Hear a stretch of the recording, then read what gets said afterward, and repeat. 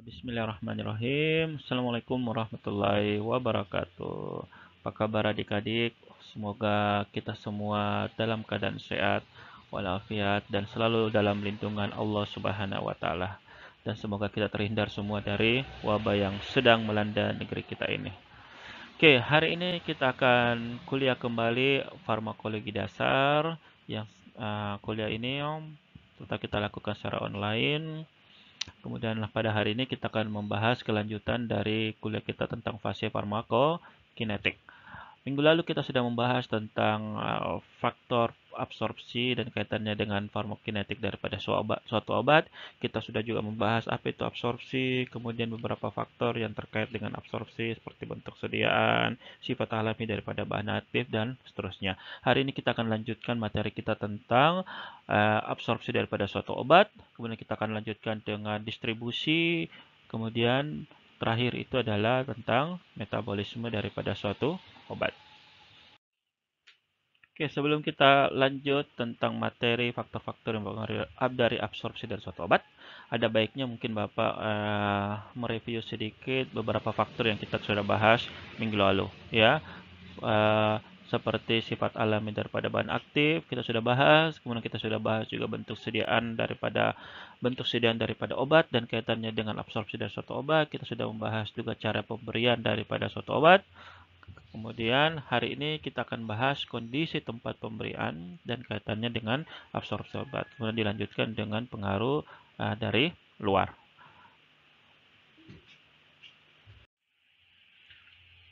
Kondisi tempat pemberian merupakan salah satu faktor yang dapat mempengaruhi absorpsi daripada suatu obat. Kondisi tempat pemberian itu kadang perubahannya bersifat fisiologis, kadang perubahannya bersifat patofisiologis. Kalau perubahannya itu terkait dengan perubahan yang bersifat normal, maka itu dianggap sebagai perubahan yang bersifat fisiologis. Tetapi kalau perubahan dari kondisi tempat pemberiannya terkait atau disebabkan oleh penyakit, maka itu dikatakan perubahannya itu bersifat patofisiologis. Perubahan kondisi normal dari tempat pemberian yang bersifat fisiologis ataupun karena penyakit yang bersifat patologis, maka akan mempengaruhi kecepatan dan jumlah obat yang diabsorpsi. Bapak ingatkan kembali bahwa absorpsi itu selalu dilihat dari dua alasan tadi, yaitu kecepatannya dan jumlah obat yang diabsorpsi. Kondisi fisiologis mampu menyebabkan perubahan absorpsi dari suatu obat, baik kecepatan maupun jumlah yang diabsorpsi. Contoh, kondisi fisiologis, misalnya yang pasien yang pasien seorang ibu yang hamil, maka tubuhnya itu mengalami perubahan fisiologis dari kondisi normalnya. Perubahan fisiologis pada ibu hamil itu pasti akan mempengaruhi absorpsi dari suatu obat. Ya. Atau yang kedua, perubahan yang terkait dengan penyakit atau patofisiologis. Contohnya, pasien yang mengalami gagal jantung, maka aliran darah di tempat pemberian obat itu alirannya menjadi lebih lambat dibandingkan pasien yang normal. Aliran daripada aliran darah di tempat pemberian obat otomatis akan mempengaruhi kecepatan dan jumlah obat yang diabsorpsi. Selain itu, terkadang perubahan kondisi tempat pemberian di mana obat diberikan itu berubah juga terkait karena adanya bahan-bahan lain yang berasal dari luar. Apakah dia obat atau makanan. Perubahan kondisi tempat pemberian yang terkait karena pemberian senyawa yang lain dari luar itu kita akan bahas di bagian lain di slide ini. Pengaruh kondisi pemberian terhadap absorpsi daripada suatu obat kita akan bagi menjadi beberapa faktor. Kita akan bahas faktor pertama yaitu karena pH, yang kedua faktor karena perubahan aliran darah, yang ketiga faktor yang terkait dengan kecepatan pengosokan lambung dan kecepatan mobilitas usus, kemudian yang terakhir kita akan bahas faktor yang terkait adanya makanan atau obat lain yang berasal dari luar yang diberikan sebelum atau sesudah obat utama diberikan. Oke, pertama kita akan bahas terkait dengan pH cairan tubuh. Kita tahu bahwa tubuh kita itu terdiri dari cairan, dan setiap cairan di tubuh kita itu memiliki pH yang berbeda-beda. Contohnya ya, untuk plasma darah kita maka pH-nya adalah 7,4 normalnya. Ya, plus minus 0,044. Artinya kalau pH darah kita di bawah 7,36, maka dia dikatakan asidosis. Kemudian di atas 7,44, maka tubuh kita dikatakan mengalami alkalosis. Ingat di sini bahwa normalnya pH memang adalah 7. Tapi untuk tubuh kita pH normal itu adalah bukan 7, tetapi malahan 7,4. Ini menunjukkan bahwa tubuh kita itu sebenarnya sedikit bersifat alkalis, ya, lebih bersifat alkalis ya dibandingkan netral. Kemudian cairan tubuh kita tidak semua cairan tubuh kita itu memiliki pH yang sama. pH daripada air ludah kita itu pH-nya antara 6,35 sampai dengan 6,85. Ya, cairan lambung kita pH-nya malah lebih rendah, 0,9 sampai dengan 1,1. Urin 4,8 sampai 7,5 dan yang lain-lain ya. Kulit kita memang pH-nya 6,2 sampai dengan 7,5. Artinya kulit kita itu cenderung asam ya. Jadi ini menunjukkan bahwa cairan tubuh kita itu tidak memiliki pH yang seragam. pH-nya itu berbeda-beda. Perubahan pada pH dari cairan tubuh itu akan mempengaruhi absorpsi dari suatu obat. Kenapa perubahan pH dari cairan tubuh itu akan mempengaruhi absorpsi dari suatu obat? Sebentar kita akan bahas. Tidak jauh berbeda dengan cairan tubuh kita, ternyata obat juga itu memiliki tingkat keasaman yang berbeda atau memiliki pH yang berbeda pula. Kebanyakan obat-obat yang digunakan atau obat-obat yang ada itu adalah merupakan suatu elektrolit lemah. Ya, tidak ada atau jarang atau bahkan tidak ada obat yang bersifat asam kuat atau bersifat basa kuat. Rata-rata itu adalah asam lemah atau basa lemah. Sebagian merupakan garam, ya, tapi kebanyakan dia adalah elektrolit lemah. Di sini ada beberapa daftar dari obat-obat yang memiliki tingkat keasaman dan kebasahan yang berbeda. Di sini adalah obat-obat yang bersifat basa dan di sini adalah obat-obat yang bersifat asam. Diazepam itu dia bersifat basa, tetapi chloroquine itu lebih basa daripada diazepam. Sedangkan di sini levodopa itu tingkat keasamannya lebih asam dibandingkan dengan asam ascorbat. Jadi ini ya. Jadi ini adalah obat-obat yang memiliki tingkat keasaman yang berbeda-beda. Ya. Nah, sekarang bagaimana sih aturan dasar terkait absorpsi obat dan pH dari tempat pemberian dan pH dari obat yang diberikan? Ya, jadi ini kaitannya antara pH dari tempat pemberian dan pH daripada pH daripada sediaan obat dan kaitannya dengan absorpsi. Saya ulangi lagi kembali bahwa obat itu memiliki pH yang berbeda-beda. Ada obat yang bersifat basa, ada yang asam, ada pula yang netral. Tempat pemberian obat pun itu memiliki pH yang berbeda-beda. Di saluran cerna saja, yaitu 2 organ di saluran cerna dia memiliki pH cairan di dalam saluran cerna yang berbeda pula. Di lambung dia memiliki cairan lambung yang pH-nya bersifat asam, dan di usus dia memiliki cairan usus yang pH-nya bersifat basa. Tetapi pH daripada cairan tubuh tadi itu tidak selalu sama atau tidak selalu tetap. Dia dapat berubah.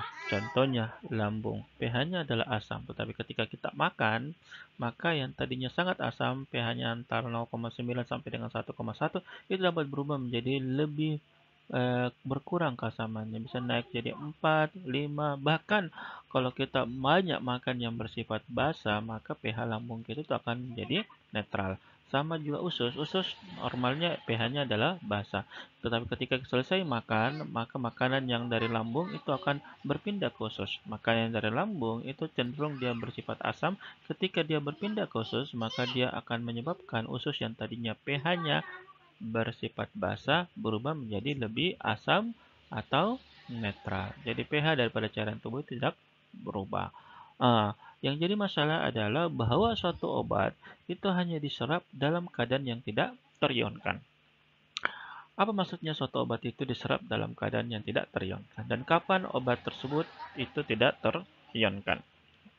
Nah, obat itu tidak terionkan kalau dia berada dalam kondisi yang sama dengan sifat obat tadi. Obat asam tidak akan terionkan jika dia berada dalam lingkungan asam, dan obat basa dia tidak terionkan jika dia berada dalam lingkungan yang basah pula. Ya, sebagai contoh, kalau kita minum obat secara oral, contohnya adalah asetosal yang merupakan suatu asam, kita minum. Kemudian obat tersebut masuk ke dalam lambung yang bersifat asam pula, maka asetosal tadi tidak akan terionkan. Sehingga asetosal relatif sudah bisa mulai diserap di lambung karena dia dalam bentuk yang tidak terionkan. Tapi propanolol yang bersifat lebih basa, maka kalau dia masuk ke dalam lambung, maka dia akan terionkan. Karena dia bersifat basa, dia masuk ke dalam lambung, lambung pH-nya itu asam. Basa ketemu asam, maka dia akan terionkan. Maka propanolol itu relatif tidak akan diserap di lambung karena dia akan membentuk ion. Tetapi ketika propanololnya sudah berpindah dari lambung ke usus yang bersifat basa, maka propanolol itu akan sudah mulai bisa diabsorpsi atau sudah mulai diserap. Kenapa? Karena propanolol sifatnya basa dan dia sampai ke usus yang bersifat basa pula, sehingga dia dalam keadaan yang tidak terionkan dan mulai diabsorpsi. Jadi suatu obat itu akan diabsorpsi kalau dalam bentuk yang tidak terionkan. Ah, jadi di mana dia tidak terionkan? Ketika dia berada dalam kondisi yang sama dengan sifat obat tadi. Ah,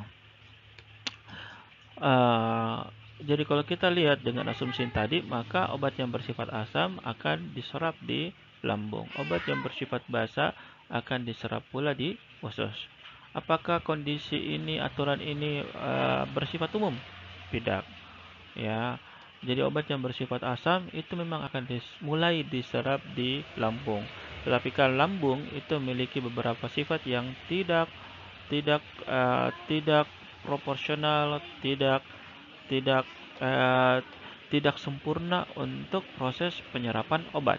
Kenapa? Karena di lambung, walaupun dia memiliki pH yang asam, tetapi di lambung itu dia memiliki luas permukaan yang kecil, dan yang kedua adalah di lambung itu waktu tinggalnya itu lebih pendek, sehingga obat-obat yang bersifat asam walaupun dia berada di lambung dan kondisinya adalah ideal untuk absorpsi, tetapi karena waktu tinggal di lambung yang pendek, maka obatnya tidak akan diabsorpsi sempurna.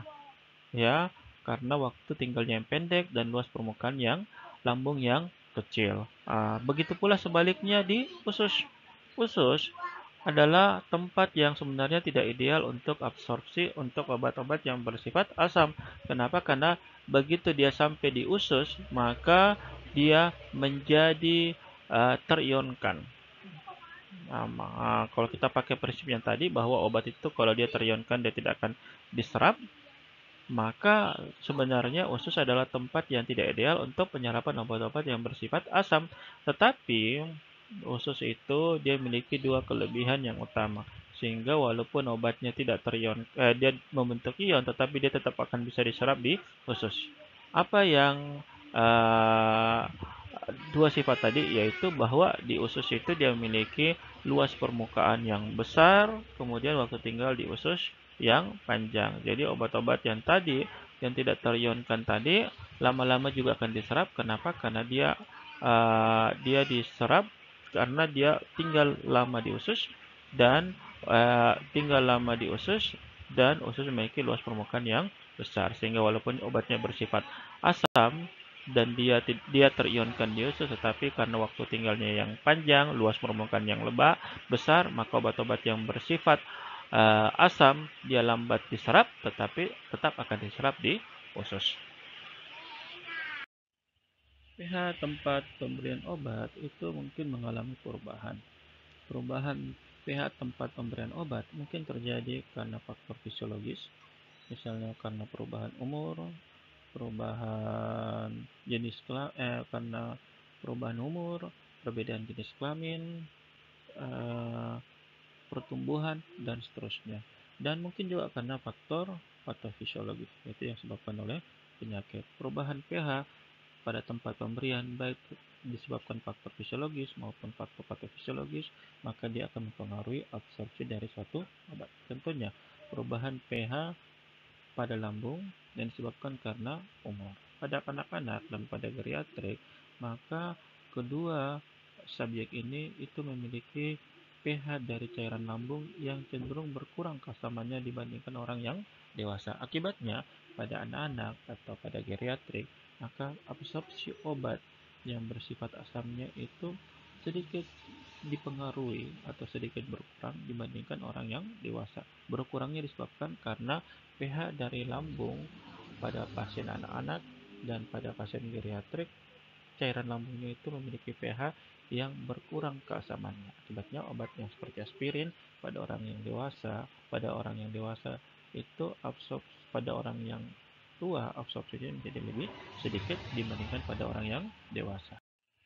Oke, selanjutnya kita bahas eh, kondisi tempat pemberian terkait absorpsi yang terkait dengan faktor aliran darah. Yang terkait dengan faktor aliran darah.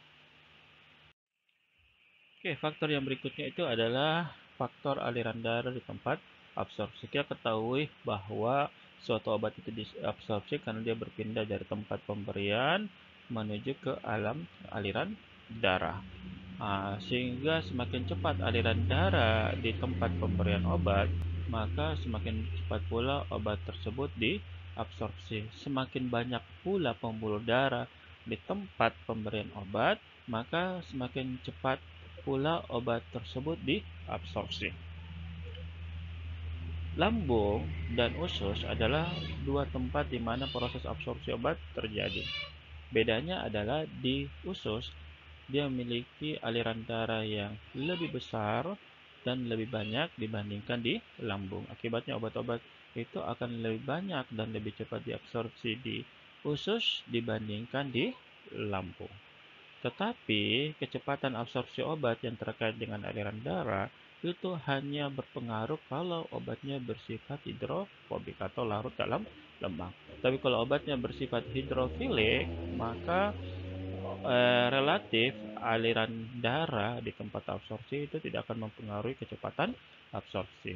Jadi kalau ada suatu obat A bersifat hidrofilik atau yang larut bersifat polar dan obat B yang bersifat hidrofobik atau larut di dalam lemak, maka ketika obat tersebut diberikan di tempat yang aliran darahnya cepat, maka kecepatan absorpsi obat yang bersifat hidrofilik tidak berubah dibandingkan dengan kecepatan obat yang bersifat hidrofobik, maka obat tersebut akan lebih cepat diserap. Aliran darah di tempat absorpsi juga dapat mengalami perubahan, baik secara fisiologik maupun secara patofisiologik. Orang yang geriatrik, maka secara umum aliran darahnya itu mengalami perubahan atau mengalami keterlambatan. Akibatnya absorpsi obat-obat pada pasien geriatrik itu mengalami keterlambatan dibandingkan pada pasien yang dewasa. Faktor patofisiologi juga mampu mempengaruhi aliran darah di tempat absorpsi. Contohnya pada pasien yang mengalami gagal jantung, maka hampir semua aliran darah di tubuhnya itu mengalami keterlambatan. Akibatnya proses absorpsi obat-obat pada pasien yang mengalami gagal jantung itu umumnya mengalami hambatan. Faktor berikutnya adalah kecepatan pengosongan lambung. Kecepatan pengosongan lambung merupakan salah satu faktor yang mempengaruhi kecepatan absorpsi dari suatu obat, terutama obat-obat yang diabsorpsi di saluran pencernaan. Saluran pencernaan itu memiliki dua tempat absorpsi yang utama, yaitu yang pertama di lambung, kemudian yang kedua di usus. Untuk obat-obat yang bersifat asam, maka absorpsi utamanya adalah di lambung, sedangkan obat-obat yang bersifat basa, absorpsi utamanya itu adalah di usus. Semakin lama suatu obat, ini yang perlu kalian garis bawahi ya, semakin lama suatu obat itu tinggal di suatu tempat yang sesuai dengan absorpsinya, maka semakin banyak obat tersebut diabsorpsi. Begitu pula sebaliknya, ketika suatu obat di tempat absorpsinya yang ideal, dia cuma tinggal sebentar, maka jumlah obat yang diabsorpsi itu akan menjadi lebih sedikit.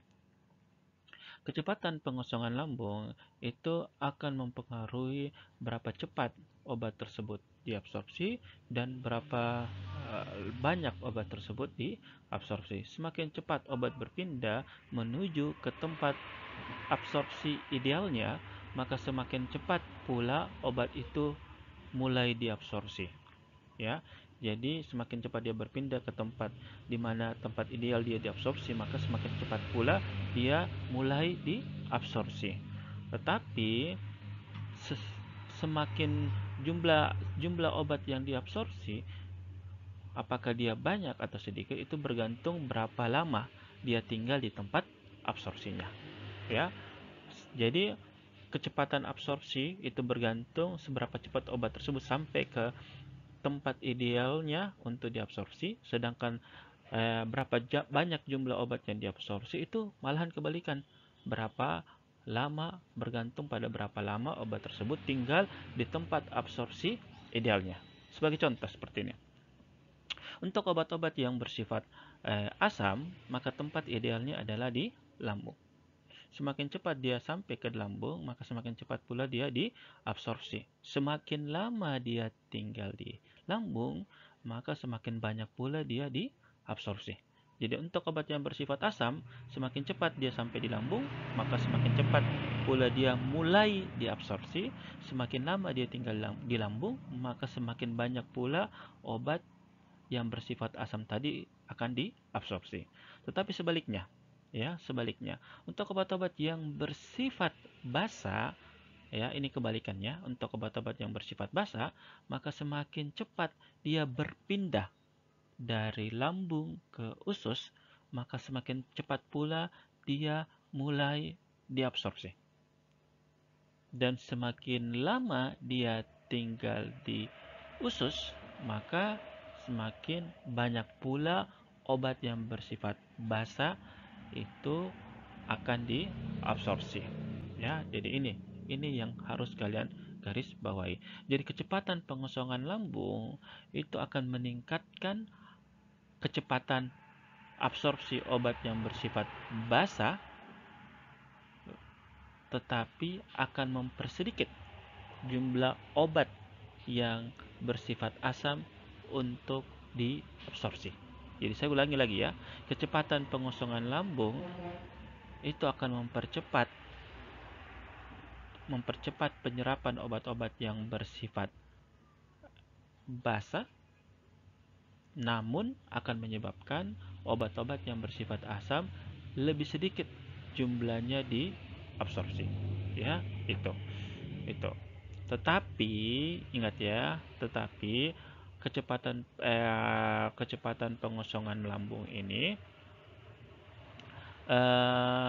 tetapi kecepatan pengosongan lambung dan kecepatan pengosongan lambung ini itu akan dipengaruhi oleh faktor fisiologis dan dipengaruhi oleh faktor patologis. Jadi ada beberapa faktor fisiologis yang mampu meningkatkan kecepatan pengosongan lambung dan ada beberapa faktor patologis yang mampu pula mempercepat pengosongan lambung tadi, mempercepat atau mempengaruhi kecepatan pengosongan lambung. Untuk orang yang berumur lanjut, maka kecepatan pengosongan lambungnya itu akan berkurang, sehingga kebanyakan orang-orang yang berusia lanjut itu makannya sedikit. Kenapa? Karena dia selalu merasa kenyang. Kenapa dia selalu merasa kenyang? Karena makanan itu lambat berpindah dari lambung ke usus. Ya, dan faktor patologis juga akan mempengaruhi absorpsi dari akan mempengaruhi kecepatan pengosongan daripada lambung. Beberapa faktor patologis itu akan mempengaruhi kecepatan pengosongan lambung. Orang yang mengalami muntah itu pengosongan lambungnya itu akan menjadi lebih cepat, bukan karena obatnya berpindah ke usus, tapi obatnya dikeluarkan kembali dari lambung. Maka itu akan mempengaruhi kecepatan dan jumlah obat yang akan diabsorpsi.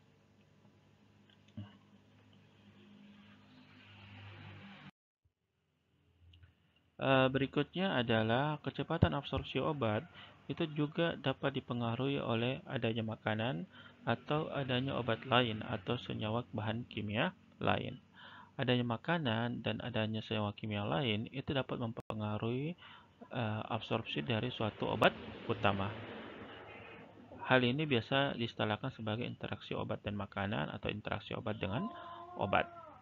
Makanan dan senyawa kimia lain itu mampu menyebabkan perubahan pada kecepatan dan jumlah obat yang diabsorpsi dengan dua cara. Yang pertama, dia bereaksi langsung dengan obat utama. Ya, dia langsung bereaksi dengan obat utama yang menghasilkan suatu senyawa yang lebih mudah larut atau malahan menghasilkan suatu senyawa yang lebih lambat larut. Jadi cara ini menyebabkan absorpsi obat itu menjadi lebih cepat atau malahan sama sekali tidak bisa diabsorpsi. Kemudian cara kedua, suatu makanan atau obat mampu mempengaruhi absorpsi daripada obat utama itu adalah dengan mengubah fungsi fisiologis dari organ-organ yang terkait dengan absorpsi. Ya, dia mengubah fungsi fisiologis yang terkait absorpsi pada suatu organ. Ya, itu. Oke, dua cara atau dua mekanisme ini yang dapat dilakukan oleh makanan atau obat untuk mengubah kecepatan dan jumlah obat yang diabsorpsi. Ya, dengan mengubah kecepatan dan jumlah obat yang diabsorpsi. Sebagai contoh, dari mekanisme yang pertama yaitu bereaksi dengan obat. Contohnya pada pemberian antara susu dan tetrasiklin. Seorang pasien yang menggunakan tetrasiklin, maka sebaiknya dia tidak menggunakannya dan tidak meminum tetrasiklin tadi dengan susu, terutama susu yang mengandung logam-logam berat. Dia mengandung logam-logam seperti kalsium dan magnesium. Kenapa? Karena ternyata tetrasiklin itu mampu bereaksi dengan kalsium yang ada pada susu, membentuk kelat yang malahan menyebabkan tetrasiklin tadi itu menjadi lebih sulit untuk diabsorpsi. Jadi kalau ada pasien yang meminum tetrasiklin dengan susu, maka tetrasiklin itu malahan menjadi sukar untuk diabsorpsi. Cara inilah yang mempengaruhi absorpsi dengan obat. Bagaimana makanan mempengaruhi absorpsi dengan suatu obat dengan cara bereaksi langsung dengan obatnya. Cara kedua itu adalah dengan mempengaruhi fungsi fisiologis organ yang terkait dengan absorpsi. Mungkin dia mempengaruhi pH daripada organ, mungkin dia mempengaruhi aliran darah yang ada pada organ tersebut, mungkin dia mempengaruhi motilitas daripada organ tadi, mungkin pula dia mempengaruhi pengosongan dari organ tersebut. Sebagai contoh, misalnya makanan lemak itu mampu menyebabkan perubahan fungsi fisiologis normal dari usus kita. Pasien yang meminum obat setelah makan dan makanan tadi mengandung lemak, maka makanan lemak itu menyebabkan pengosongan lambung itu menjadi lebih lambat. Sehingga dia akan mempengaruhi kecepatan absorpsi dari obat-obat yang bergantung absorpsinya dengan kecepatan pengosongan lambung. Itu contoh bagaimana makanan mengubah fungsi fisiologis normal daripada tubuh. Selain makanan, obat lain juga dapat mempengaruhi absorpsi daripada obat utama. Contohnya, beberapa obat seperti golongan metokloperamid itu malahan mampu mempercepat pengosongan daripada lambung. Sehingga obat-obat yang kecepatan absorpsinya bergantung dengan kecepatan pengosongan lambung, maka obat tersebut akan mengalami perubahan kecepatan absorpsi ketika dia diberikan bersama dengan metokloperamid. Secara umum, prinsip umum, suatu obat ketika dia diberikan setelah makan, maka makanan itu akan mempengaruhi kecepatan absorpsi dan jumlah obat yang diabsorpsi. Ya, secara umum obat yang diberikan setelah makan, maka jumlah obat yang diabsorpsi dan kecepatan obat yang diabsorpsi atau salah satunya itu pasti akan dipengaruhi oleh adanya makanan yang ada pada lambung. Pengaruhnya mungkin signifikan, pengaruhnya terkadang tidak signifikan. Contohnya seperti ini. Eh, Pasien yang eh, eh, me- em, pasien yang menggunakan vitamin B1 dengan dosis kecil seperti vitamin B1 yang terdapat di dalam vitamin B kompleks, maka tidak ada masalah ketika pasiennya minum obat setelah makan dan minum obat sebelum makan. Ya, dua-duanya itu akan menyebabkan vitamin B1 itu mampu diserap secara maksimal.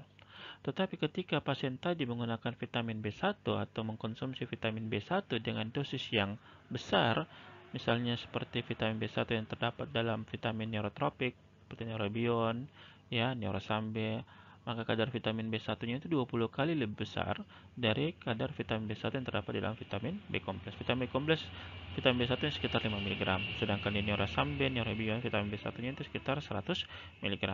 Ketika pasien mengkonsumsi vitamin B1 dengan dosis yang tinggi dan dia mengkonsumsi sebelum makan, maka nampak di situ terlihat bahwa tidak semua vitamin B1 mampu diabsorpsi. Jadi saya ulangi lagi, pada kasus seorang pasien yang meminum vitamin B1 dengan dosis yang besar dan dia meminumnya sebelum makan, maka nampak bahwa vitamin B1 yang dia minum tidak semuanya mampu diabsorpsi oleh tubuhnya. Tetapi ketika pasien tadi meminum vitamin B1 setelah makan, maka nampak ternyata vitamin B1 yang dia minum mampu diserap secara maksimal. Jadi saya ulangi ya, vitamin B1 diminum sebelum makan tidak semua bisa diabsorpsi. Vitamin B1 diminum setelah makan, maka hampir semua vitamin B1 mampu diabsorpsi. Ini menunjukkan ada pengaruh makanan terhadap kecepatan absorpsi daripada vitamin B1. Ya, caranya bagaimana? Ternyata vitamin makanan itu menyebabkan vitamin B1 itu bergerak lebih lambat di usus. Karena dia bergerak lebih lambat dan tinggal lama di usus, maka semakin banyak pula vitamin B1 yang mampu diabsorpsi. Ingat prinsip yang tadi saya sebutkan bahwa jumlah obat yang diabsorpsi itu bergantung dengan berapa lama obat tersebut tinggal di tempat di mana dia diabsorpsi. Semakin lama dia tinggal di tempat dia diabsorpsi, maka semakin banyak pula obat yang bisa diabsorpsi. Jadi seperti itu. Jadi tidak selamanya makanan itu memberikan efek negatif pada absorpsi dari suatu obat. Terkadang makanan itu memberikan efek positif ya dari absorpsi dari suatu obat. Intinya, makanan mampu mengubah kecepatan absorpsi dan mampu mengubah jumlah obat yang diabsorpsi. Pengetahuan kalian terhadap pengaruh atau interaksi obat dan makanan itulah yang menentukan eh, bagaimana kalian mampu memberikan edukasi ke pasien apakah obatnya ini diberikan sebelum makan atau diberikan sesudah makan. Tetapi yang perlu kalian ingat kembali bahwa beberapa obat itu mampu menyebabkan atau mampu memberikan efek gangguan terhadap saluran pencernaan ketika dia diberikan sebelum makan. Maka kalian harus mampu mempertimbangkan kelebihan dan keuntungan suatu obat itu diberikan sebelum dan sesudah makan. Jangan sampai karena kalian menginginkan absorpsi yang bagus, kalian memaksakan obat tersebut diberikan sebelum makan, malahan akibatnya dia memberikan efek samping yang tidak diharapkan pada pasien. Jadi penting buat kalian untuk menentukan apakah untuk suatu obat itu diberikan sebelum dan sesudah makan dengan mempertimbangkan tujuan terapi dan kemungkinan efek negatif yang diterima oleh pasien. Nah, ada hal yang penting yang terkait dengan absorpsi yang perlu kalian perhatikan pula. Yang itu absorpsi obat uh, melalui yang namanya barrier daripada otak. Ya, di tubuh kita ada beberapa barrier. Salah satu barrier yang paling susah ditembus untuk dimasuki oleh obat itu adalah barrier yang ada di otak, yang kita kenal sebagai sawar otak. Sawar otak itu dia memiliki ikatan antara sel-sel yang sangat ketat, sehingga suatu obat itu akan sangat sulit untuk bisa menembus sawar otak. Kenapa otak dilindungi sedemikian? Karena otak itu sangat rentan dengan beberapa perubahan, dan perubahan itu mampu mempengaruhi atau memberikan efek yang negatif terhadap proses normal dari tubuh kita, sehingga otak itu perlu dijaga agar tidak sembarang bahan kimia yang mampu masuk dan memberikan efek yang tidak diharapkan pada otak, sehingga absorpsi untuk obat-obat yang dibutuhkan kerjanya di otak itu menjadi sesuatu hal yang sangat sulit, apalagi uh, ketika diinginkan obat tersebut segera masuk ke dalam otak untuk bisa bekerja. Tetapi secara umum, suatu obat itu agar bisa bekerja pada otak, maka dia harus memiliki setidaknya 3 sifat ini. Ya, yang pertama, dia tetap tidak terionkan di dalam pH darah. Jadi untuk bisa membawa obat ke otak, maka obat tersebut harus dibawa melalui peredaran darah. Dan syaratnya yang pertama itu eh, dia tidak boleh terionkan di dalam pH darah. Karena pH darah 7,4, maka obat tersebut itu harus eh, memiliki sifat sedikit basah, karena pH darah kita kan basah. Jadi obat tersebut dia harus dalam bentuk yang tidak terionkan. Karena pH darah kita basah, maka obat tersebut cenderung harus memiliki sifat sedikit lebih basah. Yang kedua, maka dia harus memiliki partisi lemak yang cukup tinggi. Artinya dia memiliki kelarutan yang lemak yang cukup tinggi. Kenapa? Karena barrier otak atau sawar otak itu dia kebanyakan terdiri dari lapisan lemak, sehingga suatu obat yang diharapkan bisa menembus sawar otak untuk bekerja di dalam otak, maka dia harus memiliki koefisien partisi lemak yang cukup tinggi.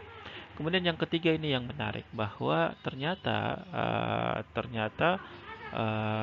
di otak itu ada carrier yang bisa membawa suatu obat itu melintasi sawar otak, walaupun dia tidak cukup memiliki koefisien partisi yang bagus dalam lemak, atau dia tidak cukup larut di dalam lemak, tetapi dia tetap bisa masuk ke dalam otak, dengan catatan dia harus mampu berikatan dengan carrier yang ada pada otak. Contohnya levodopa atau L-dopa. L-dopa atau levodopa ini adalah obat yang biasa digunakan untuk mengobati Parkinson. Ya,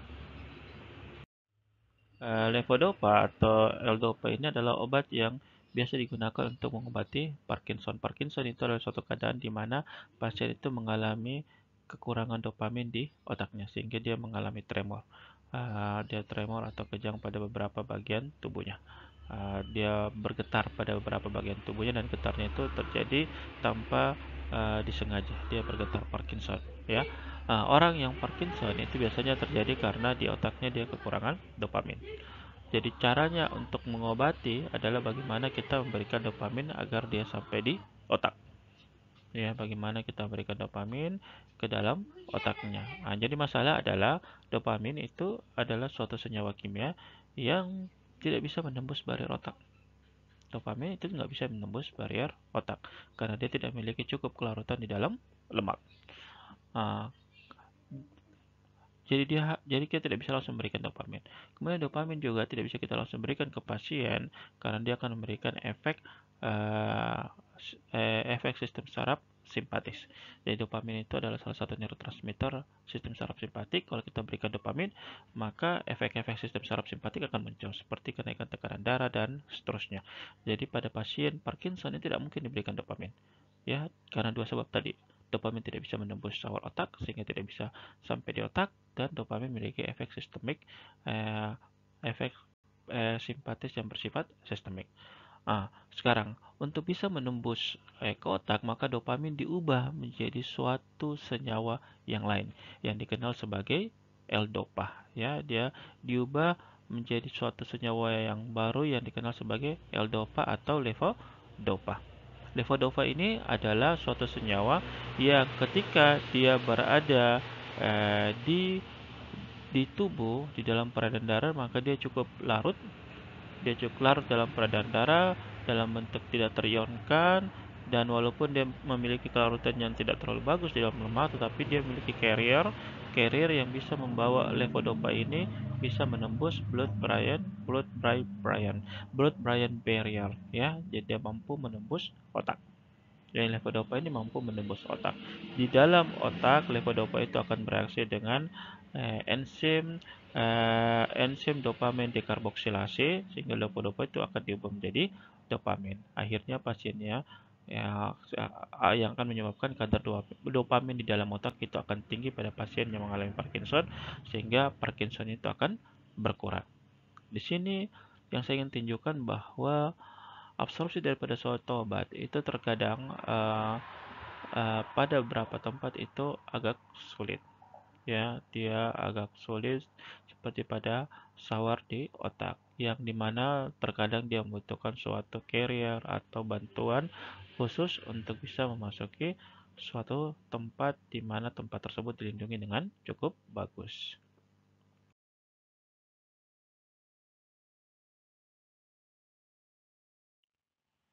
Pembahasan berikut kita itu mengenai distribusi obat, ya. Distribusi obat kemarin kita sudah bahas bahwa fase farmakokinetik itu terdiri dari 4 fase utama, yaitu absorpsi, kemudian distribusi, kemudian metabolisme, dan terakhir itu adalah ekskresi. Paparan berikut kita itu adalah mengenai tentang distribusi obat, ya.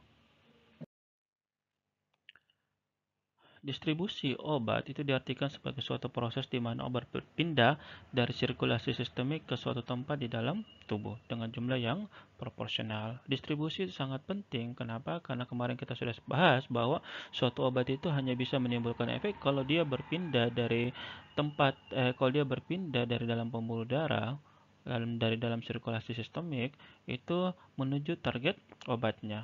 Jadi obat itu hanya bisa menimbulkan efek kalau dia sampai ke target obatnya. Distribusi itu adalah salah satu tahap untuk memindahkan suatu obat dari sirkulasi sistemik ke tempat di mana dia bekerja.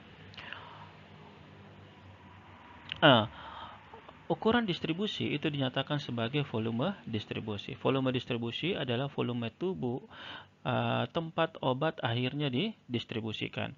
Volume distribusi itu tidak menunjukkan volume yang nyata di mana obat itu tidak menunjukkan volume yang sebenarnya. Kenapa? Karena volume distribusi itu adalah seperti volume perkiraan saja. Jadi perkiraan di mana obat tersebut dia terdistribusikan. Tidak menunjukkan volume nyata dari tubuh kita. Volume distribusi itu dinotasikan dengan kode VD atau volume distribusi.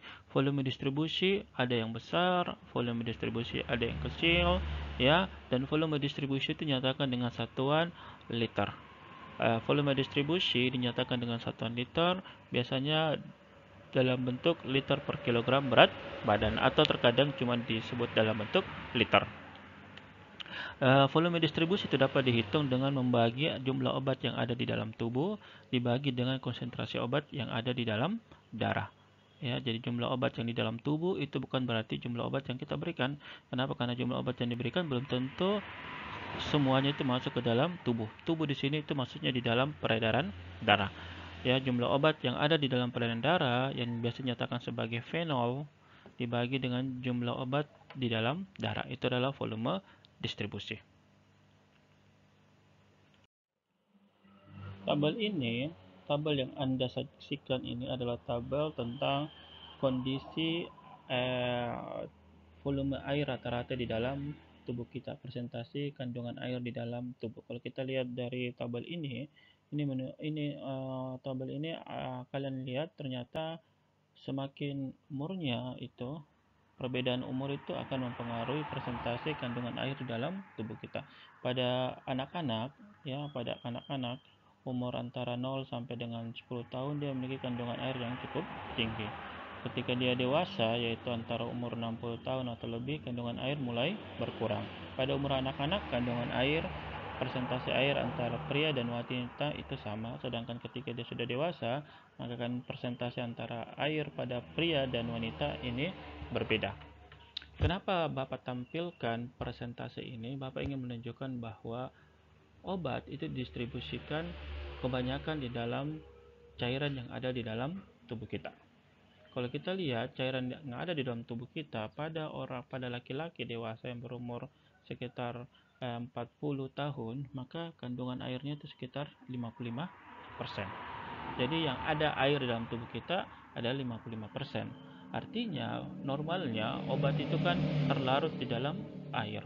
Kalau dia terlarut di dalam air, maka volume air yang ada di dalam tubuh kita cuma sekitar 55% dari berat total tubuh kita. Sisanya yang 45% itu adalah bukan air. Jadi air yang ada dalam tubuh kita sekitar 55%.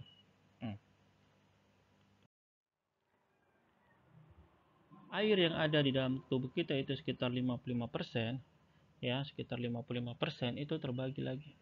55%, 4% dari berat badan kita itu berisi cairan yang ada di dalam merupakan cairan plasma.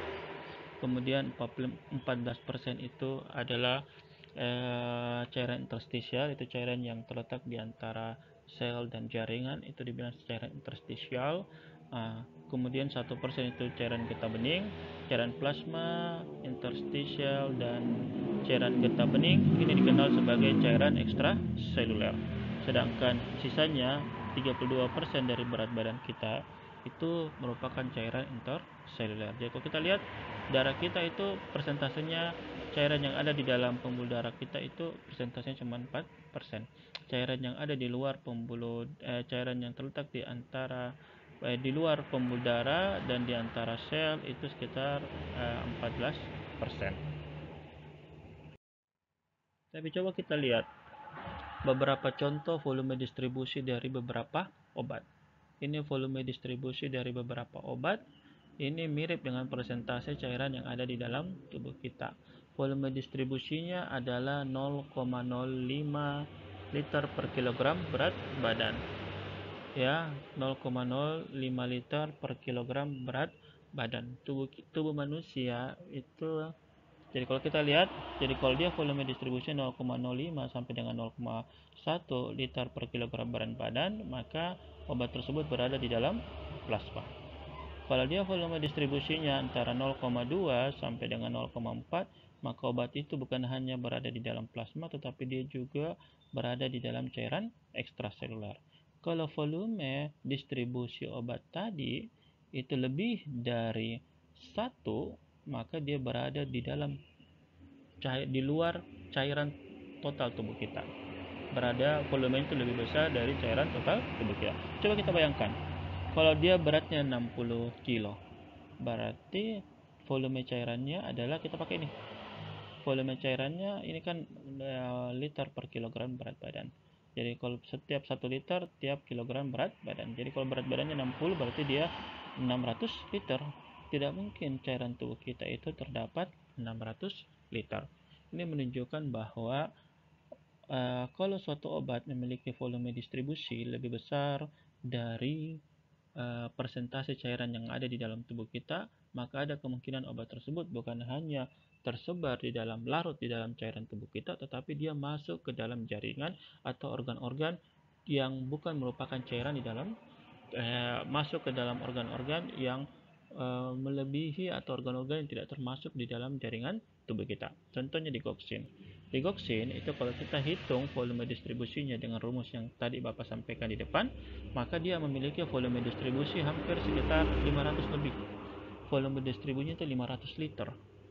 Tidak mungkin cairan tubuh kita itu volumenya adalah 500 liter.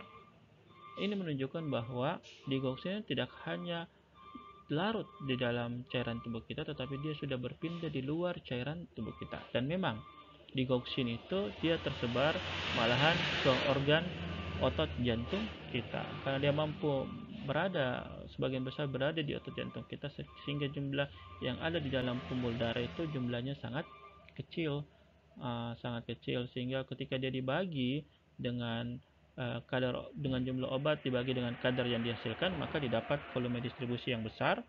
Volume distribusi yang besar ini itu bukan menunjukkan bahwa cairan di dalam tubuh kita itu sangat banyak, tetapi itu menunjukkan bahwa di obat-obat tadi yang volumenya lebih besar dari cairan tubuh, maka yang menunjukkan bahwa obat-obat itu tidak hanya terdistribusikan ke dalam cairan tubuh, yaitu cairan plasma, di dalam cairan plasma, di dalam cairan interstisial, tetapi dia menunjukkan bahwa dia tersebar di luar cairan tubuh kita juga. Kalau dia berada di dalam volume distribusinya hanya seperti ini, 0,5, 0,1, maka obat-obat tersebut hanya tinggal di dalam plasma. Artinya obat itu tidak keluar dari plasma. Contohnya heparin, insulin. Heparin itu dia hanya berada di dalam pembuluh darah. Biasanya obat-obat dengan volume distribusi yang kecil, itu biasanya dia tinggal di dalam plasma. Kenapa? Karena dia memiliki ukuran yang cukup besar sehingga tidak bisa melewati pembuluh darah. Contohnya ini heparin ya. Heparin itu dia ukuran molekulnya besar, maka dia tetap tinggal di dalam pembuluh darah ya.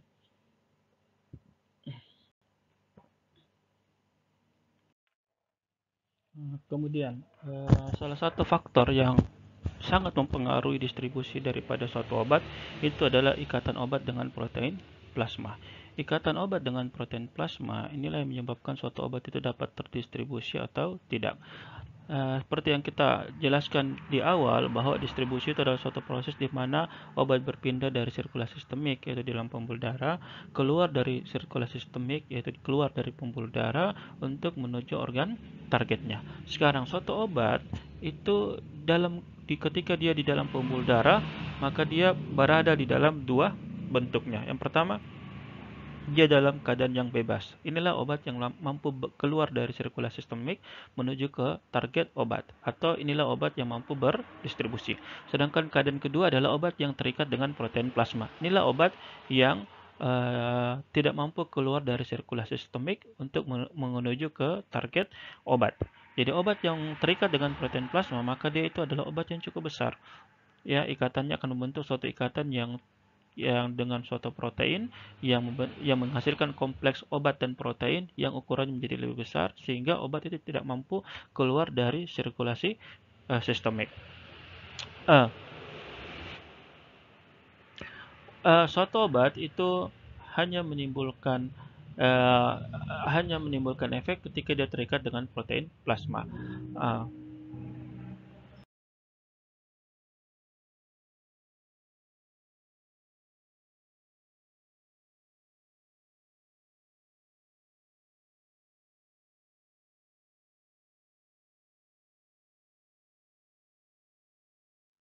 Protein plasma yang ada di dalam pembuluh darah kita atau di dalam plasma darah kita itu ada 3 jenis, yaitu ada albumin, kemudian ada albumin, ya, kemudian ada glikoprotein, kemudian ada lipoprotein. Albumin ini adalah protein plasma yang dominan di dalam tubuh kita yang kadarnya itu sangat tinggi. Sedangkan alfa glikoprotein dan lipoprotein adalah protein plasma juga yang ada di dalam tubuh kita, tetapi kadarnya itu lebih rendah daripada albumin. Albumin adalah protein plasma yang mampu mengikat obat-obat yang bersifat asam.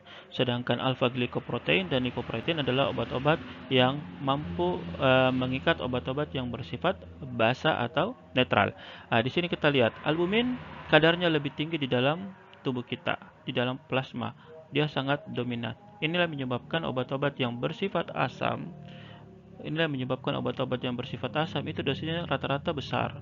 Asam afenamid dosisnya 500 mg, asetosal dosisnya adalah 500 mg, ya, asam ascorbat dosisnya adalah 500 mg, ya.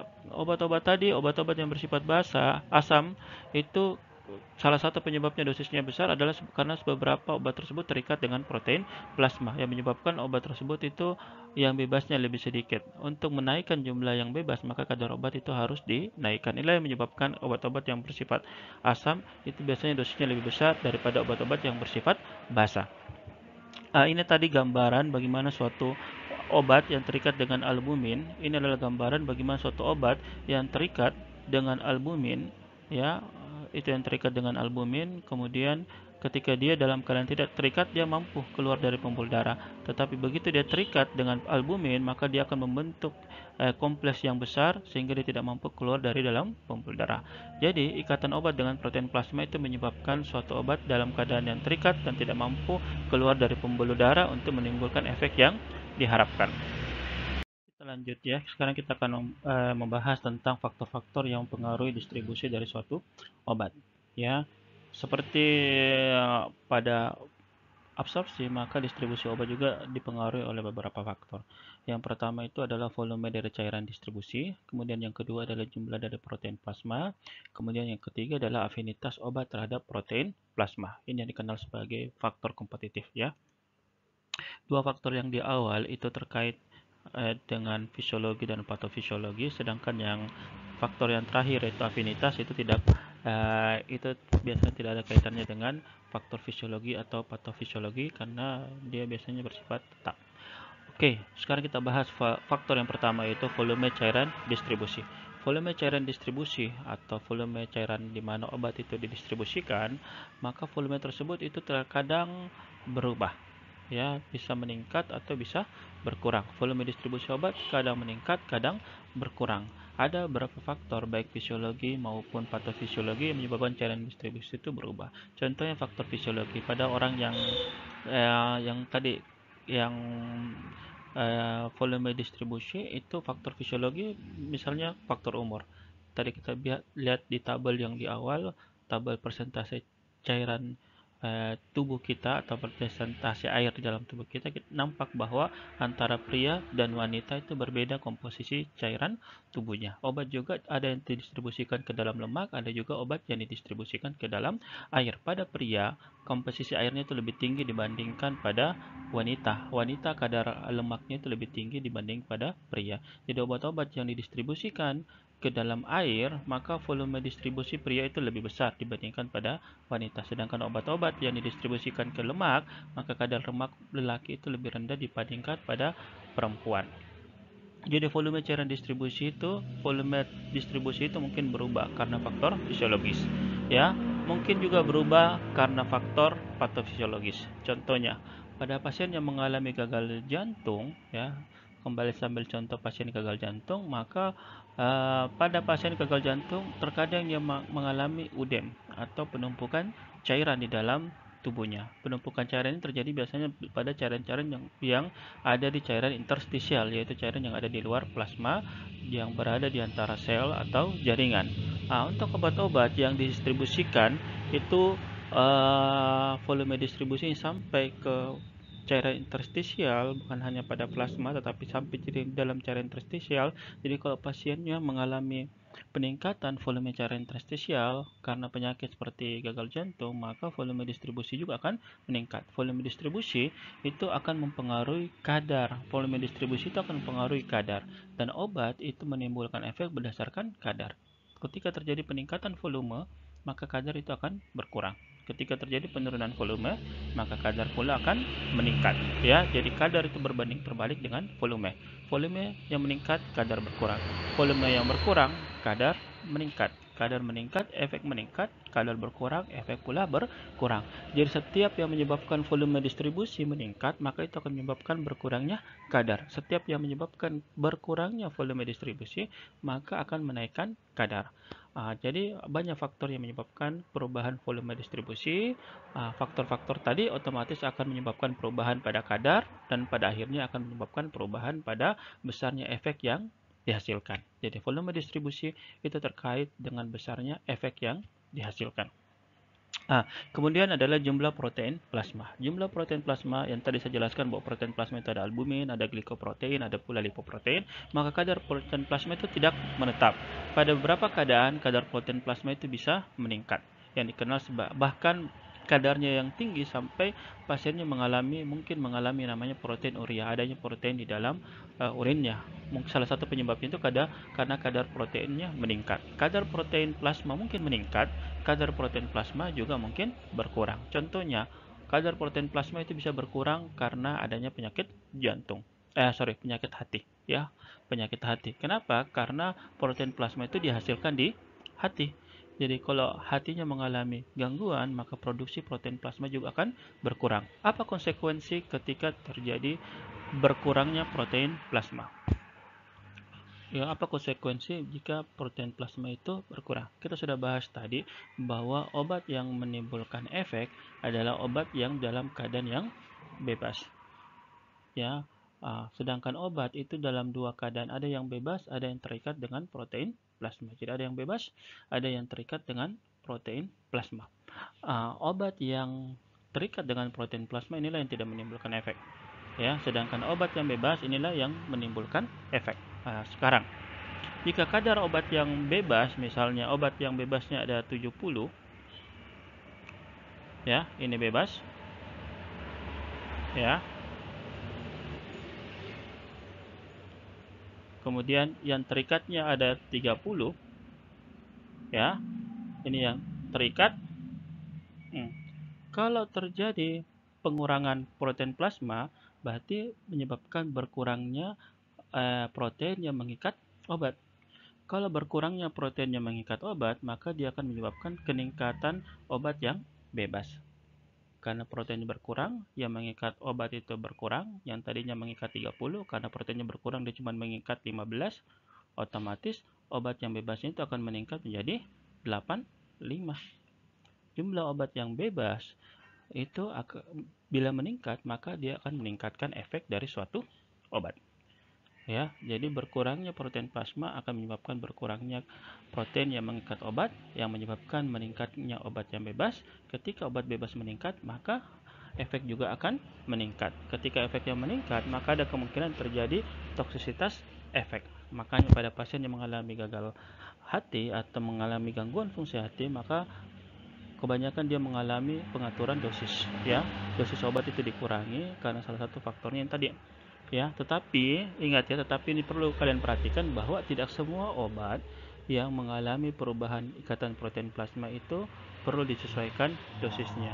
Ikatan obat dengan protein plasma itu hanya menimbulkan efek, perubahannya hanya menimbulkan efek jika ikatan obat dengan protein plasma itu kadarnya sampai dengan 80% atau lebih. Ada yang mengatakan di atas 70% baru dia bisa menimbulkan efek yang signifikan. Jadi kalau misalnya ikatan obat dengan protein plasma kecil, cuma sekitar 50%, maka berkurangnya protein plasma atau peningkatnya protein plasma, maka dia tidak akan memberikan efek yang signifikan pada efek yang diharapkan.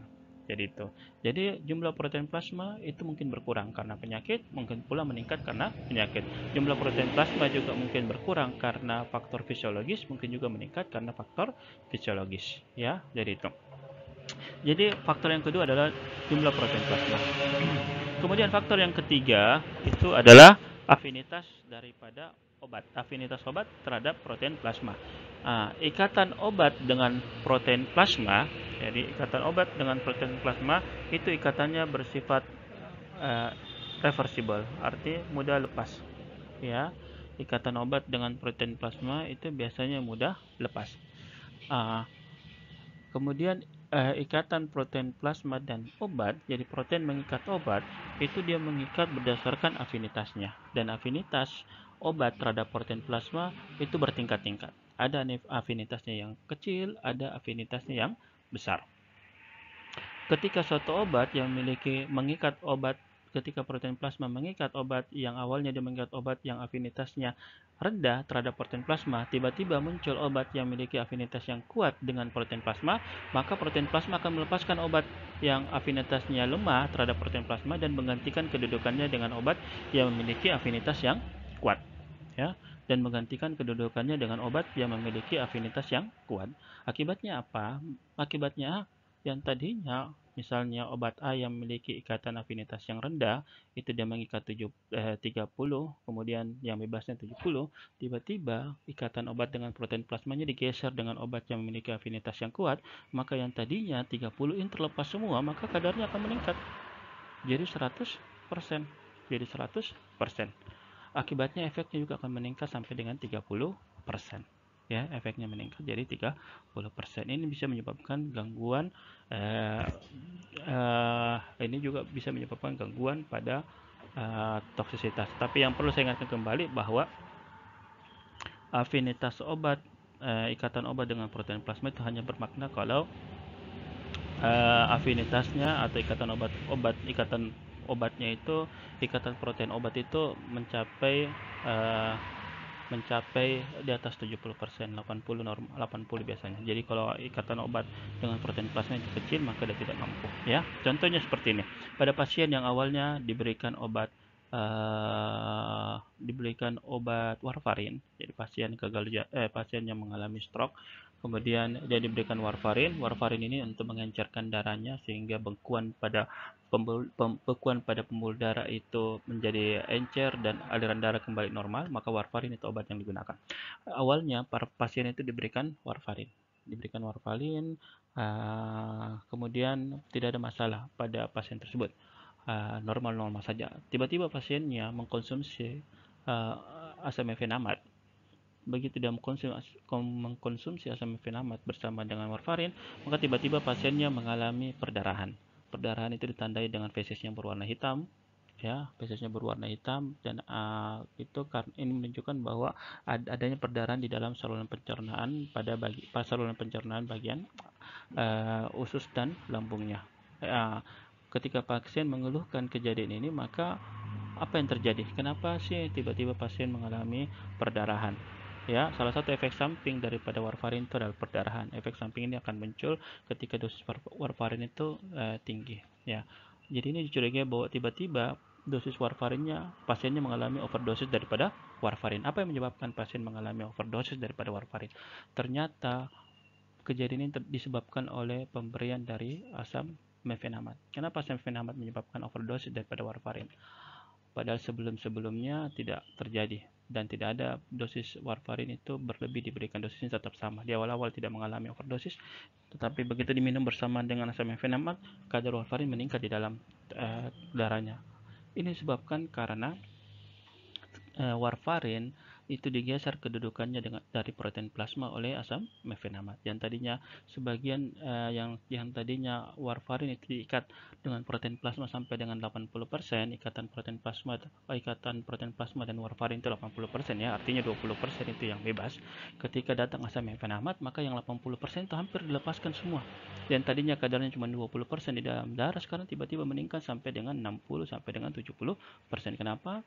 Karena ikatan obat warfarin itu digeser oleh asam mefenamat. Kenapa asam mefenamat bisa menggeser ikatan warfarin dengan protein plasma? Ternyata asam mefenamat itu memiliki afinitas yang lebih kuat terhadap protein plasma dibandingkan dengan warfarin.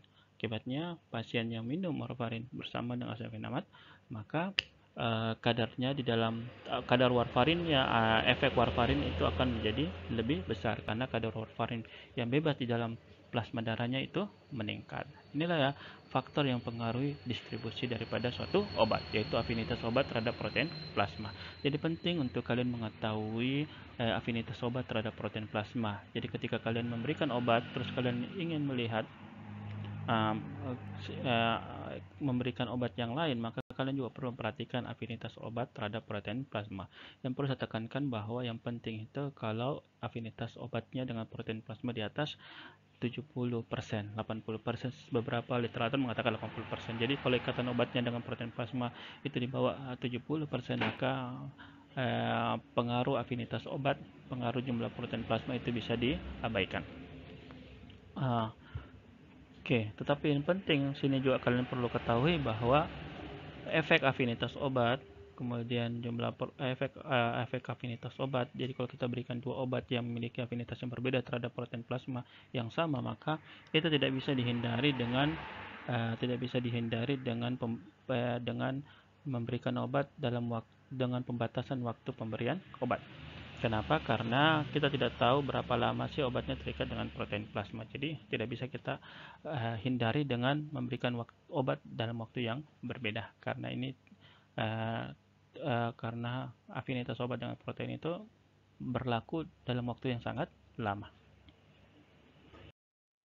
Nah, sekarang kita akan membahas fase farmakokinetik yang selanjutnya, yaitu fase metabolisme. Jadi kembali saya ingatkan bahwa fase farmakokinetik itu ada 4, ada absorpsi, ada distribusi, ada metabolisme, ada ekskresi. Kita akan masuk ke fase yang berikutnya dari fase farmakokinetik, yaitu fase metabolisme.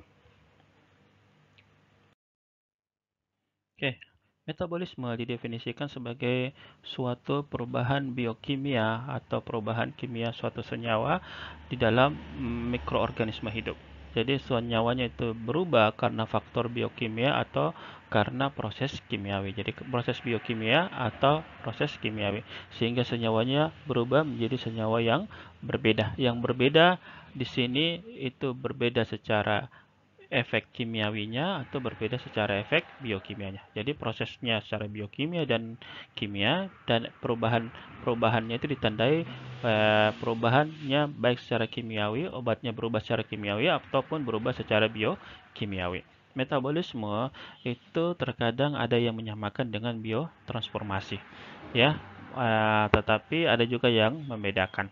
Ada yang mengatakan bahwa metabolisme itu adalah suatu proses perubahan yang senyawanya adalah endogen, sedangkan biotransformasi itu perubahan kalau senyawanya adalah eksogen. Jadi glukosa yang glukosa kemudian kalau protein kemudian diubah menjadi asam amino, maka itu adalah proses metabolisme. Tetapi kalau obat, maka itu dikatakan itu proses biotransformasi. Tapi itu tidak ada masalah ya, karena secara umum orang tetap mengatakan obat itu di metabolisme, glukosa juga itu di metabolisme. Jadi tidak perlu terlalu dilebarkan ini. Nah, kenapa perlu ada metabolisme? Ya, tujuan akhir dari metabolisme itu ada 3 umumnya. Yang pertama itu memecah senyawa menjadi senyawa yang lebih sederhana. Jadi memecah senyawa menjadi senyawa yang lebih sederhana melalui katabolisme, yaitu dia menghasilkan energi, atau anabolisme, itu dia menggunakan energi. Contohnya, kalau kita mengubah misalnya kalian makan karbohidrat, makan nasi, maka nasi itu akan diubah menjadi glukosa, kemudian diubah menjadi energi. Maka itu adalah proses pembentukan energi, ya, katabolisme tadi, ya. Tetapi kalau misalnya protein tadi diubah menjadi sel, maka dia membutuhkan energi, ya. Itu juga adalah proses metabolisme. Jadi metabolisme itu biasanya mengubah senyawa menjadi lebih sederhana dengan menggunakan energi atau dengan menghabiskan energi. Kemudian yang kedua adalah untuk menyediakan energi bagi fungsi dan pemeliharaan tubuh. Ya, jadi terkadang metabolisme itu contohnya glukosa, ya, kemudian protein, kemudian lemak, maka itu adalah sumber energi. Untuk menjadikan energi, maka prosesnya itu dikatakan sebagai proses metabolisme. Kemudian yang ketiga, tujuan dari metabolisme, ya, inilah tujuan yang banyak obat digunakan, yang banyak obat terjadi itu adalah untuk mengubah senyawanya menjadi lebih polar. Jadi untuk mengubah senyawa menjadi lebih polar, tujuannya adalah senyawa tersebut lebih mudah diekskresikan dari dalam tubuh. Ini 3 tujuan metabolisme. Tetapi tujuan yang kita fokuskan di sini itu adalah tujuan yang ketiga, yaitu mengubah senyawa menjadi lebih polar. Ini kebanyakan tujuan metabolisme dari suatu obat. Senyawa hasil metabolisme itu dikenal sebagai metabolit. Dan tempat metabolisme itu hampir hampir semua metabolisme atau kebanyakan metabolisme terjadi di hati, terutama di bagian retikulum endoplasma. Kemudian untuk obat-obat yang diabsorb secara oral atau obat-obat yang masuk ke dalam peredaran darah atau melewati sirkulasi sistemik, maka hati adalah tempat metabolisme utamanya. Kalau obat itu diberikan secara inhalasi, yaitu melalui penghirupan, biasanya adalah paru-paru adalah tempat metabolisme utamanya. Beberapa obat juga terkadang di metabolisme di ginjal. Ya, ada beberapa obat juga di metabolisme di mukosa saluran pencernaan. Dan ada beberapa obat metabolismenya malahan di sel darah atau di dalam pembuluh darah. Intinya, tempat utama metabolisme untuk obat itu adalah di hati. Ya.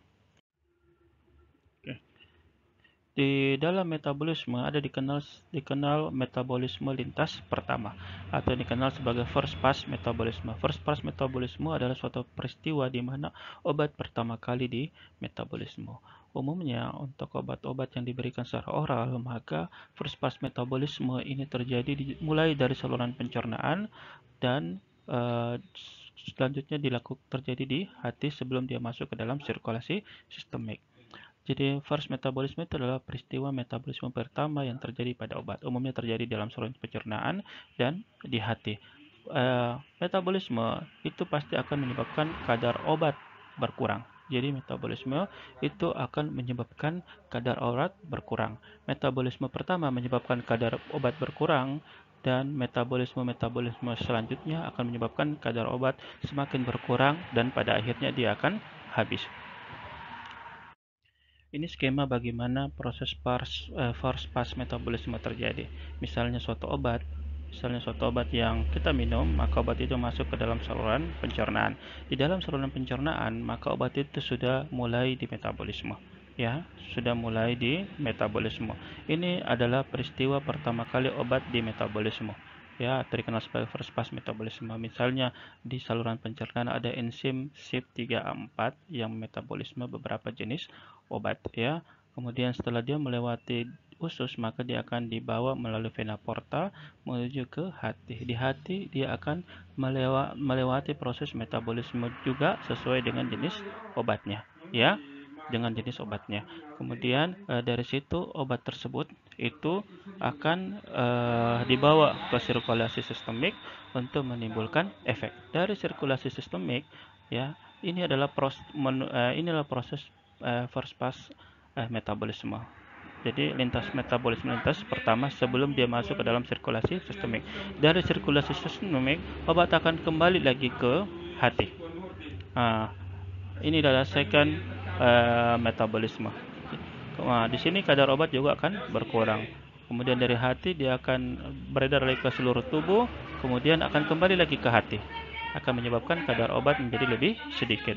Dari seluruh tubuh dia akan kembali lagi ke hati. Begini terus-menerus sehingga kadar obat di dalam tubuh itu akan menjadi lebih sedikit dan pada akhirnya dia akan habis.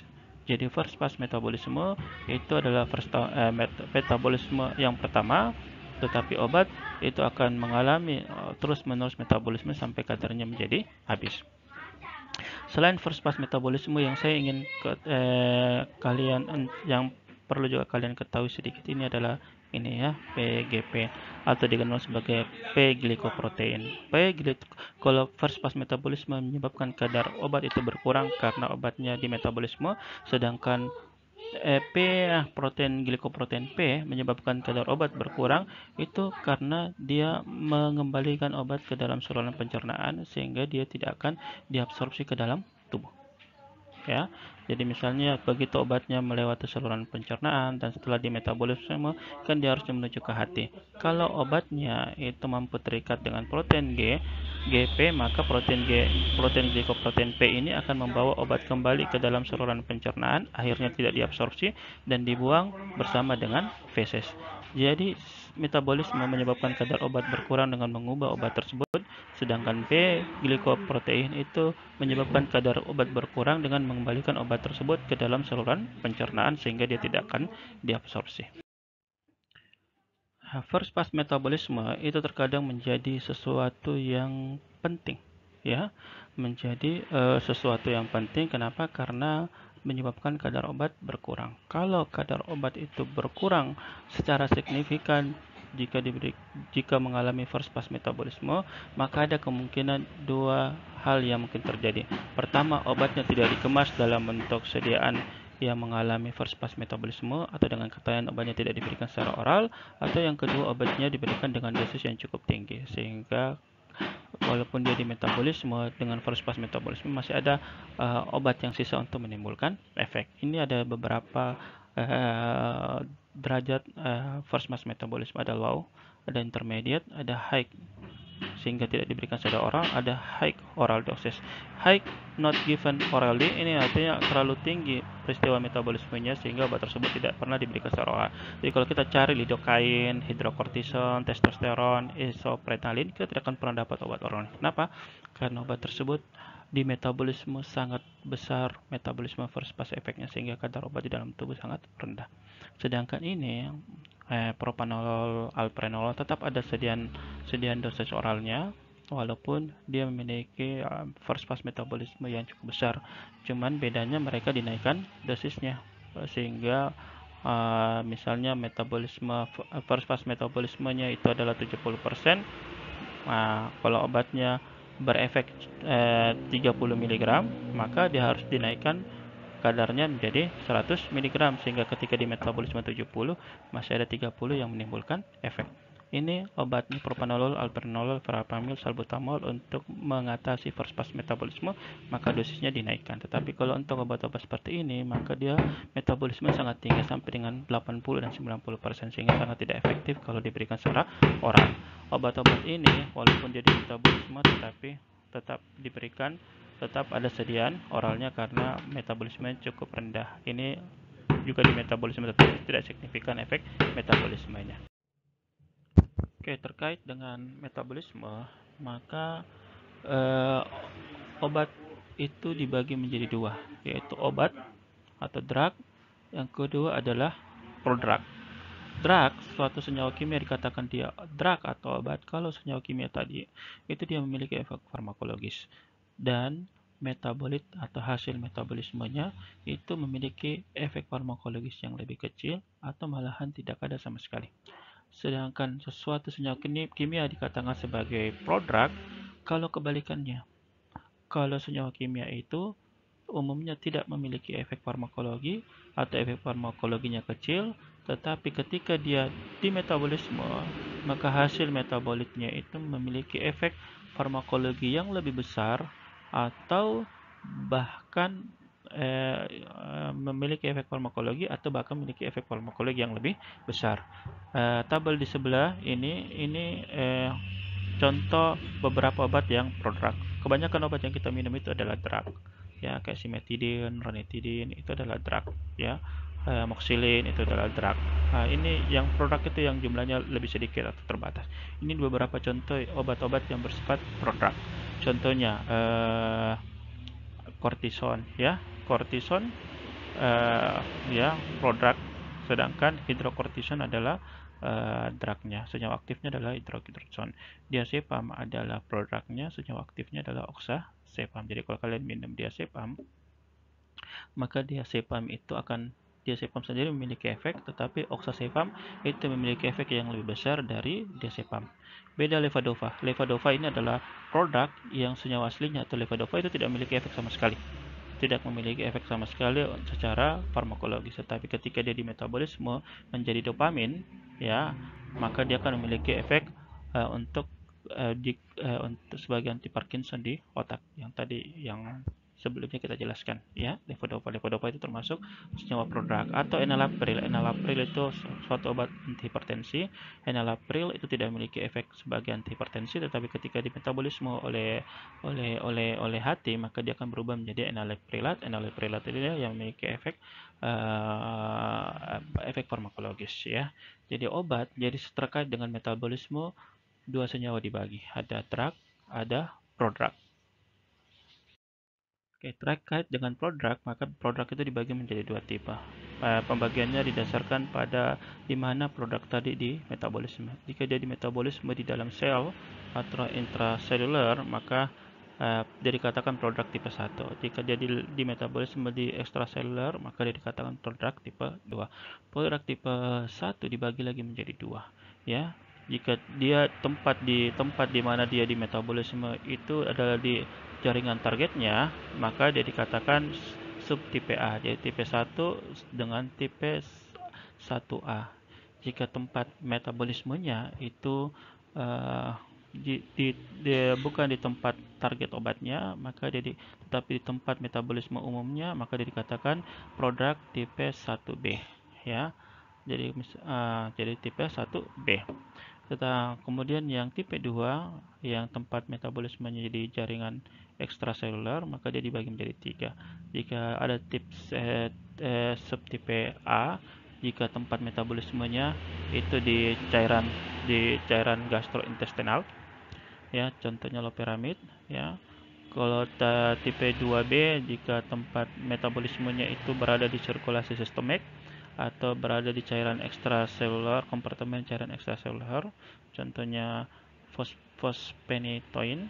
Kemudian yang ketiga itu tipe 2C jika tempat metabolismenya itu adalah di luar sel dan di tempat di mana obat tersebut bekerja atau target terapeutiknya. Ya, ini beberapa obatnya ADEPS, ya, GDEPS dan seterusnya. Jadi produk itu dibagi menjadi dua tipe dan ada 6 subtipe, ya. Reaksi metabolisme, kita lanjut ke reaksi metabolisme, ya. Reaksi metabolisme itu umumnya dibagi menjadi dua, yaitu reaksi metabolisme fase 1, kemudian reaksi metabolisme fase 2. Reaksi metabolisme fase 1 itu dikatakan reaksi fase non sintetik. Kenapa? Dari kata non, tidak sintetik, tidak terbentuk senyawa yang baru, ya. Tetapi dia terjadi penguraian senyawa. Kalau reaksi metabolisme tipe 2 dikenal juga reaksi metabolisme fase sintetik. Kenapa? Karena dia dibentuk suatu senyawa yang baru. Reaksi fase 1, metabolisme fase 1 biasa juga disebut sebagai reaksi oksidasi reduksi. Sedangkan fase metabolisme fase 2 biasanya disebut metabolisme konjugasi, fase konjugasi, ya. Kenapa di fase 1 disebut fase oksidasi reduksi? Karena kebanyakan reaksi yang dilakukan adalah reaksi oksidasi reduksi, dan metabolisme fase 2 dikenal juga metabolisme konjugasi karena kebanyakan peristiwanya dilakukan dengan cara konjugasi. Intinya, reaksi metabolisme itu ada dua, yaitu reaksi non-sintetik tanpa terbentuknya senyawa baru dan reaksi sintetik dengan membentuk suatu senyawa yang baru. Nah, terkait metabolisme obat, maka obat itu dapat mengalami beberapa peristiwa terkait metabolismenya. Misalnya, ada obat yang tidak mengalami fase 1, tapi langsung fase 2 metabolisme. Ada obat yang mengalami fase 1, ya, fase 1, kemudian dia menjadi aktif, ini adalah prodrug. Kemudian atau fase 2, fase 1 dialami tapi hasilnya adalah senyawa metabolit yang inaktif. Kemudian fase 2 dia mengalami konjugasi dan konjugasi. Jadi ada obat yang mengalami fase 1 dan fase 2. Bedanya kalau pada saat dia mengalami fase 1 dia berubah menjadi aktif, ada juga yang mengalami fase 1 berubah menjadi inaktif. Kemudian ada obat yang tidak mengalami metabolisme. Dia lurus-lurus saja, tidak mengalami metabolisme, ya. Kemudian ada obat yang mengalami metabolisme fase 1 saja, tetapi tidak mengalami metabolisme fase 2, ya, yaitu tidak ada obat yang mengalami fase 1 saja tanpa fase 2, ada obat yang mengalami fase 2 saja tanpa fase 1, ada juga obat yang mengalami fase 1 dan fase 2. Ada obat yang mengalami fase 1 berubah menjadi aktif, kemudian di fase 2 menjadi tidak aktif. Ada juga obat yang mengalami fase 1 menjadi tidak aktif dan fase 2 menjadi aktif. Nah, intinya obat-obat itu terkadang mengalami metabolisme, tidak mutlak harus mengalami fase 1 dan fase 2. Terkadang hanya fase 1 saja, terkadang hanya fase 2 saja. Metabolisme kita bahas dulu masing-masing fase tersebut. Metabolisme fase 1 dikenal juga metabolisme sebagai metabolisme non sintetik. Kenapa? Karena yang tadi saya katakan bahwa karena dia terbentuk senyawa baru, tidak terjadi sintesa dari senyawa baru, atau biasa juga disebut sebagai reaksi fungsional. Kenapa? Karena pada reaksi ini gugus fungsional daripada senyawa tersebut mengalami perubahan. Biasa metabolisme fase 1 itu sering dilakukan, paling banyak dilakukan oleh enzim yang ada di hati, yaitu enzim mikrosomal yang ada di hati yang dikenal sebagai enzim sitokrom P450. Tujuan metabolisme fase 1 itu adalah untuk meningkatkan efek atau potensi senyawa. Jadi ini untuk obat-obat prodrug, dan kedua untuk memudahkan suatu senyawa itu bereaksi dengan enzim-enzim yang ada pada fase 2. Jadi tujuan fase 1 itu adalah mengubah senyawa menjadi aktif atau menjadi senyawa yang lebih aktif. Ini khusus untuk obat prodrug. Atau yang kedua, memudahkan suatu senyawa itu untuk bereaksi dengan enzim-enzim yang fase 2. Jadi menyiapkan senyawa tadi bereaksi dengan gugus konjugasi. Oke. Enzim yang paling berperan pada metabolisme fase 1 itu adalah enzim sistem monooksigenasi P450 atau biasa disingkat sitokrom P450. P450 itu adalah suatu protein hem, ya, jadi adalah suatu protein hem yang dapat berkombinasi dengan karbon monooksida sehingga menghasilkan senyawa yang berwarna pink. Kata P itu berasal dari kata pink, dan 450 itu merujuk pada panjang gelombang di mana senyawa tersebut dapat mengabsorpsi cahaya dalam jumlah yang besar pada jumlah yang maksimal. Jadi pada panjang gelombang 450 maka dia memiliki absorban yang maksimal. Jadi P450 itu merujuk kata P ping 450 adalah panjang gelombang maksimal, absorpsi maksimalnya, ya. Sitokrom P450 itu dia memiliki banyak familia, banyak subfamilia, dan banyak jenisnya. Perbedaan pada familianya ini menyebabkan dia memiliki berbagai macam mekanisme. Setiap familia itu terkadang mampu memetabolisme obat yang berbeda. Obat yang berbeda mungkin dimetabolisme oleh familia yang lebih dari satu, dan terkadang satu familia itu hanya memetabolisme satu jenis obat. Sitokrom P450 biasanya dikode dengan tulisan seperti ini, SIT2D6 misalnya. Ini adalah enzim sitokrom jenis familia sitokrom P450 yang memetabolisme senyawa-senyawa seperti kafein, ya. SIP itu menunjukkan sitokrom, dia superfamilia sitokrom, berarti dia enzim yang berada di hati. Kemudian kata 2 itu menunjuk familia gennya, ya, jadi gen familianya 2, kemudian D-nya itu subfamilianya, dan 6-nya itu adalah individual familianya. Jadi sitokrom 2D6 itu sitokrom dengan gen familia 2, subfamili 6, dan individual familinya, subfamilinya adalah D dan individual familinya adalah 6, ya, itu. Individualnya adalah 6. Oke, ini contoh beberapa jenis enzim sitokrom P450, ya. Contohnya sitokrom 2D6 yang tadi kita bahas di atas, dia memetabolisme contohnya kodein. Kodein itu dimetabolisme oleh sitokrom 2D6, ya. Kemudian ada kodein di sini adalah produk karena dia dimetabolisme menjadi morfin. Morfin itu dia memiliki efek narkotik yang lebih besar daripada kodein itu sendiri, ya. Tetapi ya lebih besar daripada kodein itu sendiri, ya. Fentanyl di metabolisme oleh sitokrom 3A4, ya. Seingat saya sitokrom P450 itu cuma ada 3 subfamilianya, yaitu sitokrom 1, sitokrom 2, dan sitokrom 3, ya. Sitokrom 1, sitokrom 2, sitokrom 3. Tidak ada sitokrom 4, jadi cuma memiliki 1, ya, sitokrom 1, yang 2 dan 3, ya. Dan dia memiliki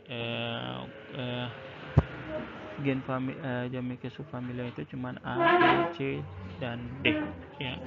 A, B, C, dan D, ya. Kemudian tetapi dia memiliki individual gen itu yang banyak, ya, bermacam-macam individual gennya. Oke. Contohnya ini adalah fentanyl. Fentanyl di metabolisme sitokrom 3A4. Fentanyl ini adalah suatu anestesi umum yang biasa diberikan pada pasien yang akan dioperasi. Ini, ya, diberikan.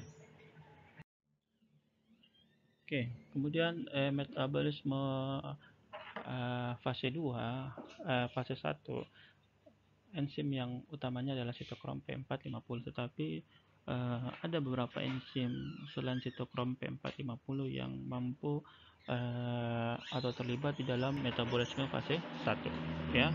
Contohnya aldehid dehidrogenase, alkohol dehidrogenase, amin oksidase, santin oksidase, dan seterusnya. Contohnya ini, ya, santin oksidase ini adalah enzim yang terlibat dalam metabolisme fase 1, ya, dan dia merupakan bukan turunan dari sitokrom P450. Ini contohnya santin oksidase.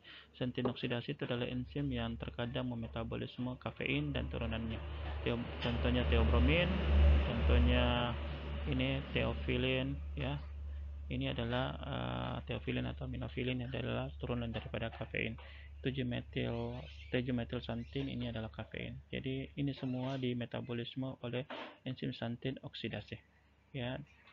Jadi tetapi kafein dan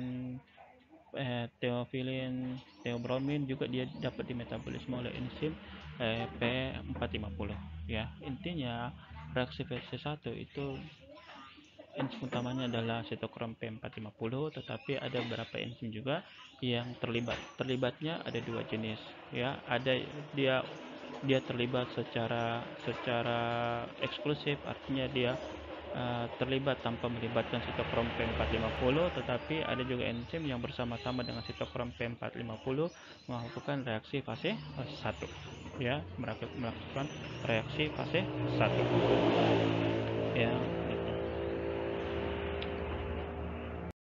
Berikutnya reaksi metabolisme fase 2. Reaksi metabolisme fase 2 juga dikenal sebagai reaksi sintetik atau reaksi konjugasi. Dikatakan sintetik karena dia menghasilkan produk yang baru, dikatakan konjugasi karena kebanyakan reaksi yang dilakukan adalah reaksi konjugasi. Ya, metabolisme fase 2 dia itu berbeda dengan fase 1. Fase 1 itu kebanyakan dia menghasilkan fase 1 itu kebanyakan dia menghasilkan senyawa yang sama cuma ditambah gugus dioksidasi atau direduksi, sedangkan fase 2 kebanyakan dia menghasilkan senyawa yang baru ya. Kemudian fase 1 itu bisa mengubah obat menjadi produk menjadi drug, tetapi fase 2 kebanyakan dia hanya menyebabkan obat itu menjadi metabolit yang lebih mudah dikeluarkan melalui urin ya. Metabolisme fase 2 itu sering menghasilkan senyawa yang menghilangkan toksisitas suatu senyawa ya. Dia menghilangkan toksisitas satu senyawa, tetapi metabolisme fase 1 biasanya menghasilkan suatu senyawa yang toksik, dan metabolisme fase 2 lah yang menghilangkan ketoksikan atau sifat racun dari suatu senyawa. Contohnya pada metabolisme paracetamol ini ya. Misalnya pada paracetamol ini. Paracetamol itu mampu dimetabolisme dengan fase 1 dan fase 2. Jadi enzim metabolisme fase 1-nya itu adalah sitokrom 2E1 dan sitokrom 3A4. Dua-dua enzim ini mampu metabolisme paracetamol. Tetapi hasil metabolismenya itu dikenal sebagai NAPQI ya. NAPQI itu adalah sangat-sangat toksik untuk hati. Sangat-sangat toksik untuk hati.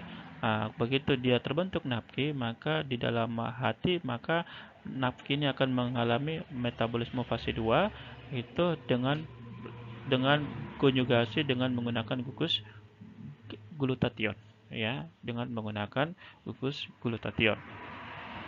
Menghasilkan suatu senyawa yang lebih mudah larut, yaitu asam merkapturit, akan menghasilkan suatu senyawa yang lebih larut, yaitu asam merkapturit, sehingga dia bisa dikeluarkan melalui ginjal. Reaksi fase 1 itu biasanya berlangsung lebih cepat dibandingkan reaksi fase 2. Reaksi fase 2 itu berlangsung lebih lambat. Inilah yang mengakibatkan pada pasien yang mengkonsumsi paracetamol dalam jumlah yang berlebih, misalnya dia overdosis paracetamol, maka itu bisa menyebabkan kerusakan pada hati. Kenapa? Karena produksi NAPQI-nya itu lebih cepat dibandingkan perubahan NAPQI dari merkapturit. Kenapa? Karena reaksi fase 1 itu biasanya lebih cepat prosesnya, sehingga lebih cepat terbentuk NAPQI, sedangkan reaksi fase 2 itu lebih lambat, sehingga lebih lambat NAPQI itu diubah menjadi asam merkapturik. Akhirnya NAPQI itu menumpuk di hati dan menyebabkan reaksi dengan protein dan asam nukleat yang di hati dan menyebabkan kematian pada sel yang ada di hati. Jadi reaksi fase 2 ya. Reaksi fase 2 itu dapat dilakukan dengan berbagai macam ya. Bisa dengan konjugasi asam glukuronat, bisa dengan konjugasi dengan asam sulfat, bisa dengan metilasi, asetilasi, atau konjugasi dengan glisin, atau konjugasi dengan glutathione. Ini adalah kofaktornya. Ini adalah enzim-enzim yang terlibat di dalam metabolisme fase 2 ya.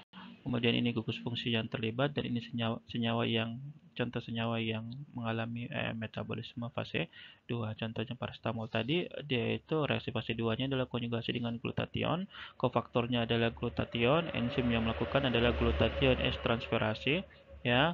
Gugus fungsi yang terlibat ini elektrofilisis toksik dari fase 1 dan produk akhirnya adalah asam merkaptorit. Oke, selanjutnya adalah faktor-faktor yang mempengaruhi metabolisme dari suatu obat. Ada beberapa faktor yang dapat mempengaruhi metabolisme daripada suatu obat. Yang pertama itu faktor intrinsik dari obat tersebut. Ya, faktor intrinsik daripada obat tersebut yaitu kelaratan obat dalam lemak, ikatan proteinnya, dosis obat dan seterusnya. Ya, contohnya adalah ikatan protein. Nah, obat-obat yang terikat erat dengan protein maka dia tidak akan dimetabolisme. Semakin banyak obat yang terikat di dalam ikatan proteinnya, maka obat-obat tersebut tidak akan dimetabolisme. Ketika suatu obat ikatan proteinnya itu berubah, maka jumlah obat yang dimetabolisme juga itu akan mengalami perubahan. Kemudian faktor yang kedua berikutnya adalah fisiologis organisme, ya. Contoh jenis kelaminnya, umurnya, kondisi kehamilan itu akan mempengaruhi kecepatan dan jumlah obat yang dimetabolisme, ya. Kemudian misalnya umur, ya, umur itu pada pasien yang lebih tua kemampuan fungsi hatinya itu berkurang sehingga kemampuan metabolismenya juga itu akan berkurang, sehingga pada orang tua itu biasanya dosis obat itu dikurangi. Kemudian yang berikutnya adalah adanya induksi dan inhibisi enzim, nanti kita bahas. Kemudian yang berikutnya adalah kondisi patologi, misalnya penyakit hati yang akan mempengaruhi kemampuan metabolisme daripada suatu obat, ya. Makanan, kandungan di dalam makanan itu terkadang menyebabkan kemampuan metabolisme itu meningkat atau berkurang, ya. Dan pencemaran lingkungan yaitu polusi itu juga dapat mempengaruhi metabolisme. Nah, berikutnya adalah faktor-faktor yang mempengaruhi metabolisme dari sisi induksi enzimnya, ya, dari sisi pengaruh terhadap enzim, ya. Ini adalah faktor yang biasanya sangat berpengaruh dari sisi farmakologi obat, ya, dari sisi efek daripada suatu obat, ya. Enzim yang metabolisme obat di hati dan beberapa tempat di bagian tubuh kita itu adalah enzim, ya. Enzim itu dia memiliki 4 sifat yang harus kita perhatikan. Yang pertama, enzim itu dapat diinduksi. Yang kedua, enzim itu dapat diinhibisi kerjanya. Yang ketiga, enzim itu ketika dia bekerja maka mungkin dipengaruhi oleh afinitasnya yang dikenal sebagai kompetisi. Yang keempat, bahwa enzim itu mengalami polimorfisme. Polimorfisme itu dia memiliki berbagai bentuk yang berbeda dikarenakan karena faktor genetik. Jadi enzim yang metabolisme itu mungkin mengalami perubahan, ya, perubahan karena 4 sifat tadi ini. Yang pertama, induksi enzim. Induksi enzim ini artinya bahwa enzim itu dapat dibuat bekerja lebih cepat, ya. Dapat dibuat bekerja lebih cepat untuk memetabolisme obat, ya. Contohnya begini. Misalnya normalnya suatu obat dimetabolisme oleh enzim itu 50% dan 50%-nya tidak dimetabolisme. Tapi kalau enzimnya diinduksi, maka kemampuan metabolisme yang tadi 50% meningkat menjadi 70%, 80%. Jadi kemampuan memetabolismenya meningkat sehingga obat itu akan berkurang kadarnya. Semakin banyak yang tadinya yang berkurang kadarnya cuma 50% ketika diinduksi enzimnya, maka yang berkurang meningkat menjadi 60, 70 sampai dengan 80%, ya. Itu menunjukkan bahwa enzimnya dapat diinduksi. Yang kedua, enzim itu dapat diinhibisi kerjanya atau dihambat kerjanya, ya. Enzim dapat dihambat kerjanya itu artinya diperlambat kerjanya. Kerjanya itu malahan dikurangi. Misalnya tadi yang dia mampu metabolisme obat 50%, itu berkurang kemampuan metabolismenya jadi 30, 20, sehingga obat yang tidak dimetabolisme itu menjadi lebih banyak. Akibatnya efek obat itu akan meningkat, ya. Jadi inhibisi enzim itu dia memperlambat kerja enzim sehingga bioavailabilitas atau ketersediaan nyati obat itu meningkat sehingga efek menjadi lebih besar. Kemudian yang ketiga adalah obat itu mampu berkompetensi. Kompetensi itu artinya dia mampu berikatan dengan mampu memilih obat yang mana yang paling bagus ikatannya. tanpa mengubah induksi atau tanpa menyebabkan induksi inhibisi, tapi dia mengubah ikatan obat. Contohnya ya, contohnya pada pasien yang diberikan alkohol dan barbiturat ya, alkohol dan barbiturat, maka salah satu bahan ini itu akan lebih dipilih oleh enzim untuk diikat. Enzim yang sama yang tadinya misalnya mengikat barbiturat, kemudian pasiennya minum alkohol, maka enzimnya akan lebih memilih untuk mengikat alkohol dibandingkan barbiturat, lebih memilih metabolisme alkohol dibandingkan metabolisme barbiturat. Akibatnya apa? Kadar barbiturat itu akan meningkat di dalam tubuh. Ya, akan meningkat di dalam tubuh, akibatnya efek barbiturat itu akan meningkat. Ya, bukan karena alkohol meningkatkan efek, tetapi alkohol menyebabkan enzim tidak memetabolisme barbiturat, tetapi dia memetabolisme alkohol. Kenapa? Karena ini terkait dengan kompetensi. Ya, terkait dengan kompetisi untuk dimetabolisme oleh enzim tadi. Kemudian yang keempat adalah enzim ini bersifat polimorfisme karena adanya pengaruh genetik. Artinya enzim ini mengalami perubahan ya. Enzim ini mengalami perubahan karena pengaruh genetik ya, itu. Yang ini saya ingatkan dari 4 sifat enzim ini yang perlu saya ingatkan bahwa kemampuan enzim ini yang 2 terutama ini yaitu induksi enzim dan inhibisi enzim ini akan bermakna, ini akan efeknya akan berbeda, akan berlawanan ketika yang di metabolisme itu adalah obat dan produk. Induksi enzim menyebabkan obat ya, induksi enzim menyebabkan obat berkurang kadarnya dan efeknya berkurang. Tetapi induksi enzim menyebabkan produk itu lebih banyak diubah menjadi obat. Akibatnya efek menjadi meningkat. Yang tadi saya ingatkan kembali terkait dengan metabolisme, obat itu dibagi menjadi dua, ada drug, ada produk. Drug itu dengan metabolisme efeknya berhilang, produk dengan metabolisme efeknya akan meningkat atau muncul. Jadi induksi enzim pada drug, kalau ada obat yang enzimnya diinduksi, maka obat tadi atau drug tadi itu berkurang efeknya. Tetapi pada produk dengan adanya induksi enzim, maka efek obat itu akan meningkat. Kebalikannya pada inhibisi enzim. Inhibisi enzim menyebabkan efek drug atau obat itu meningkat, tetapi pada produk efek obat itu malahan berkurang karena metabolit aktifnya yang dihasilkan malahan menjadi lebih sedikit. Ini yang perlu kalian tekankan ya. Tetapi pada drug, pada kompetisi dan perbedaan individu ini biasanya tidak terkait apakah dia drug atau prodrug. Ini terkait farmakogenetik enzim, terkait polimorfisme, maka enzim yang mengalami polimorfisme itu dia mengalami perubahan dari sisi fenotipnya. Dia mengalami perubahan dari sisi fenotipnya ya, dia mengalami perubahan dari sisi fenotipnya. Jadi fenotip enzim itu mengalami perubahan. Ada 4 tipe yang mengalami perubahannya. Ini tipe yang normalnya, yang dikenal sebagai normal metabolizer. Ada 4 tipenya. Ketika dia mengalami polymorphism, dia mungkin mengalami intermediate metabolism, atau dia mengalami poor metabolism, atau dia malahan mengalami rapid metabolism atau ultra rapid metabolism. Kalau yang tadinya normal metabolism pada orang yang normal, maka pada orang yang normal maka metabolismenya itu akan normal. Tetapi ketika pada orang tertentu yang mengalami polimorfisme enzimnya terus dia berubah jadi intermediate, maka jumlah obat yang di metabolisme itu menjadi lebih kecil ya, kemampuan metabolismenya berkurang ya, akibatnya kadar obat di dalam tubuhnya itu meningkat, sedangkan kadar produknya itu malahan dia berkurang efektif. Tapi kalau dia mengalami poor metabolisme, maka dia jauh lebih lambat metabolisme, jauh lebih sedikit obat yang di metabolisme. Akibatnya untuk obat efeknya malahan meningkat, sedangkan untuk produk efeknya malahan tidak berguna, efeknya tidak muncul efeknya.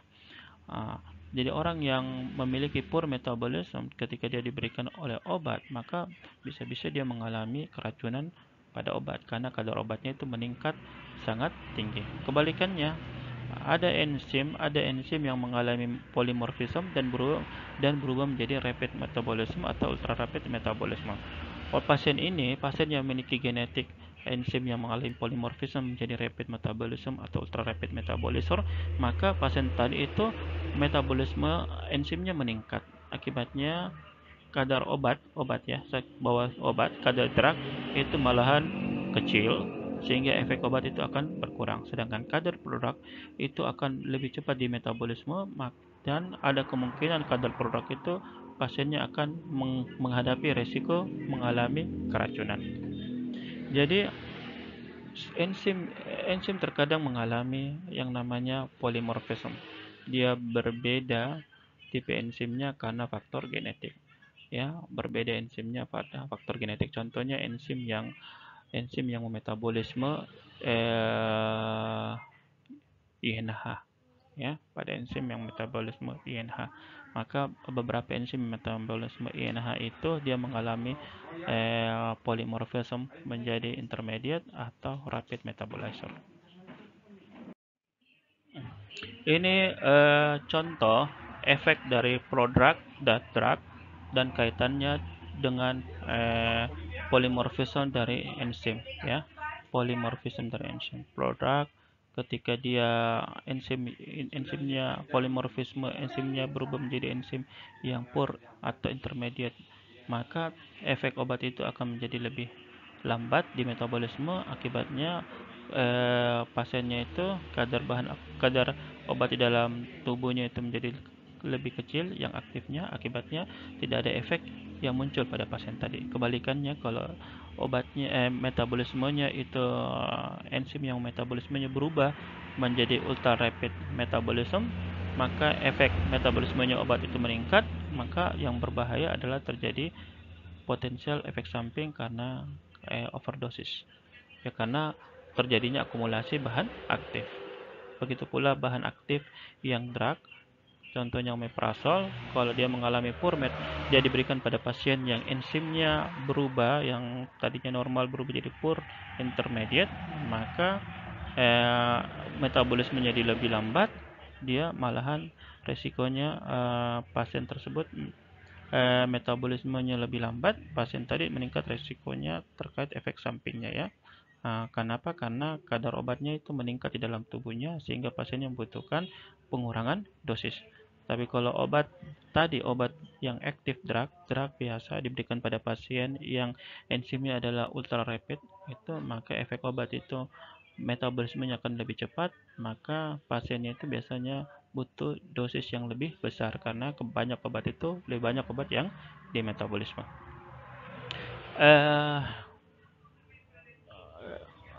Pure, intermediate, ultra rapid adalah kondisi di mana enzimnya mengalami perubahan karena faktor genetik dibandingkan dengan orang yang normal. Orang yang normal misalnya metabolisme clopidogrel itu normal, orang yang pure intermediate metabolisme clopidogrelnya lebih lambat. Orang yang memiliki enzimnya berubah jadi ultra rapid, maka metabolisme jadi lebih cepat.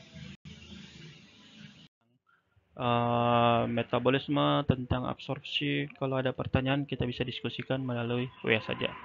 Oke, terima kasih. Assalamualaikum warahmatullahi wabarakatuh.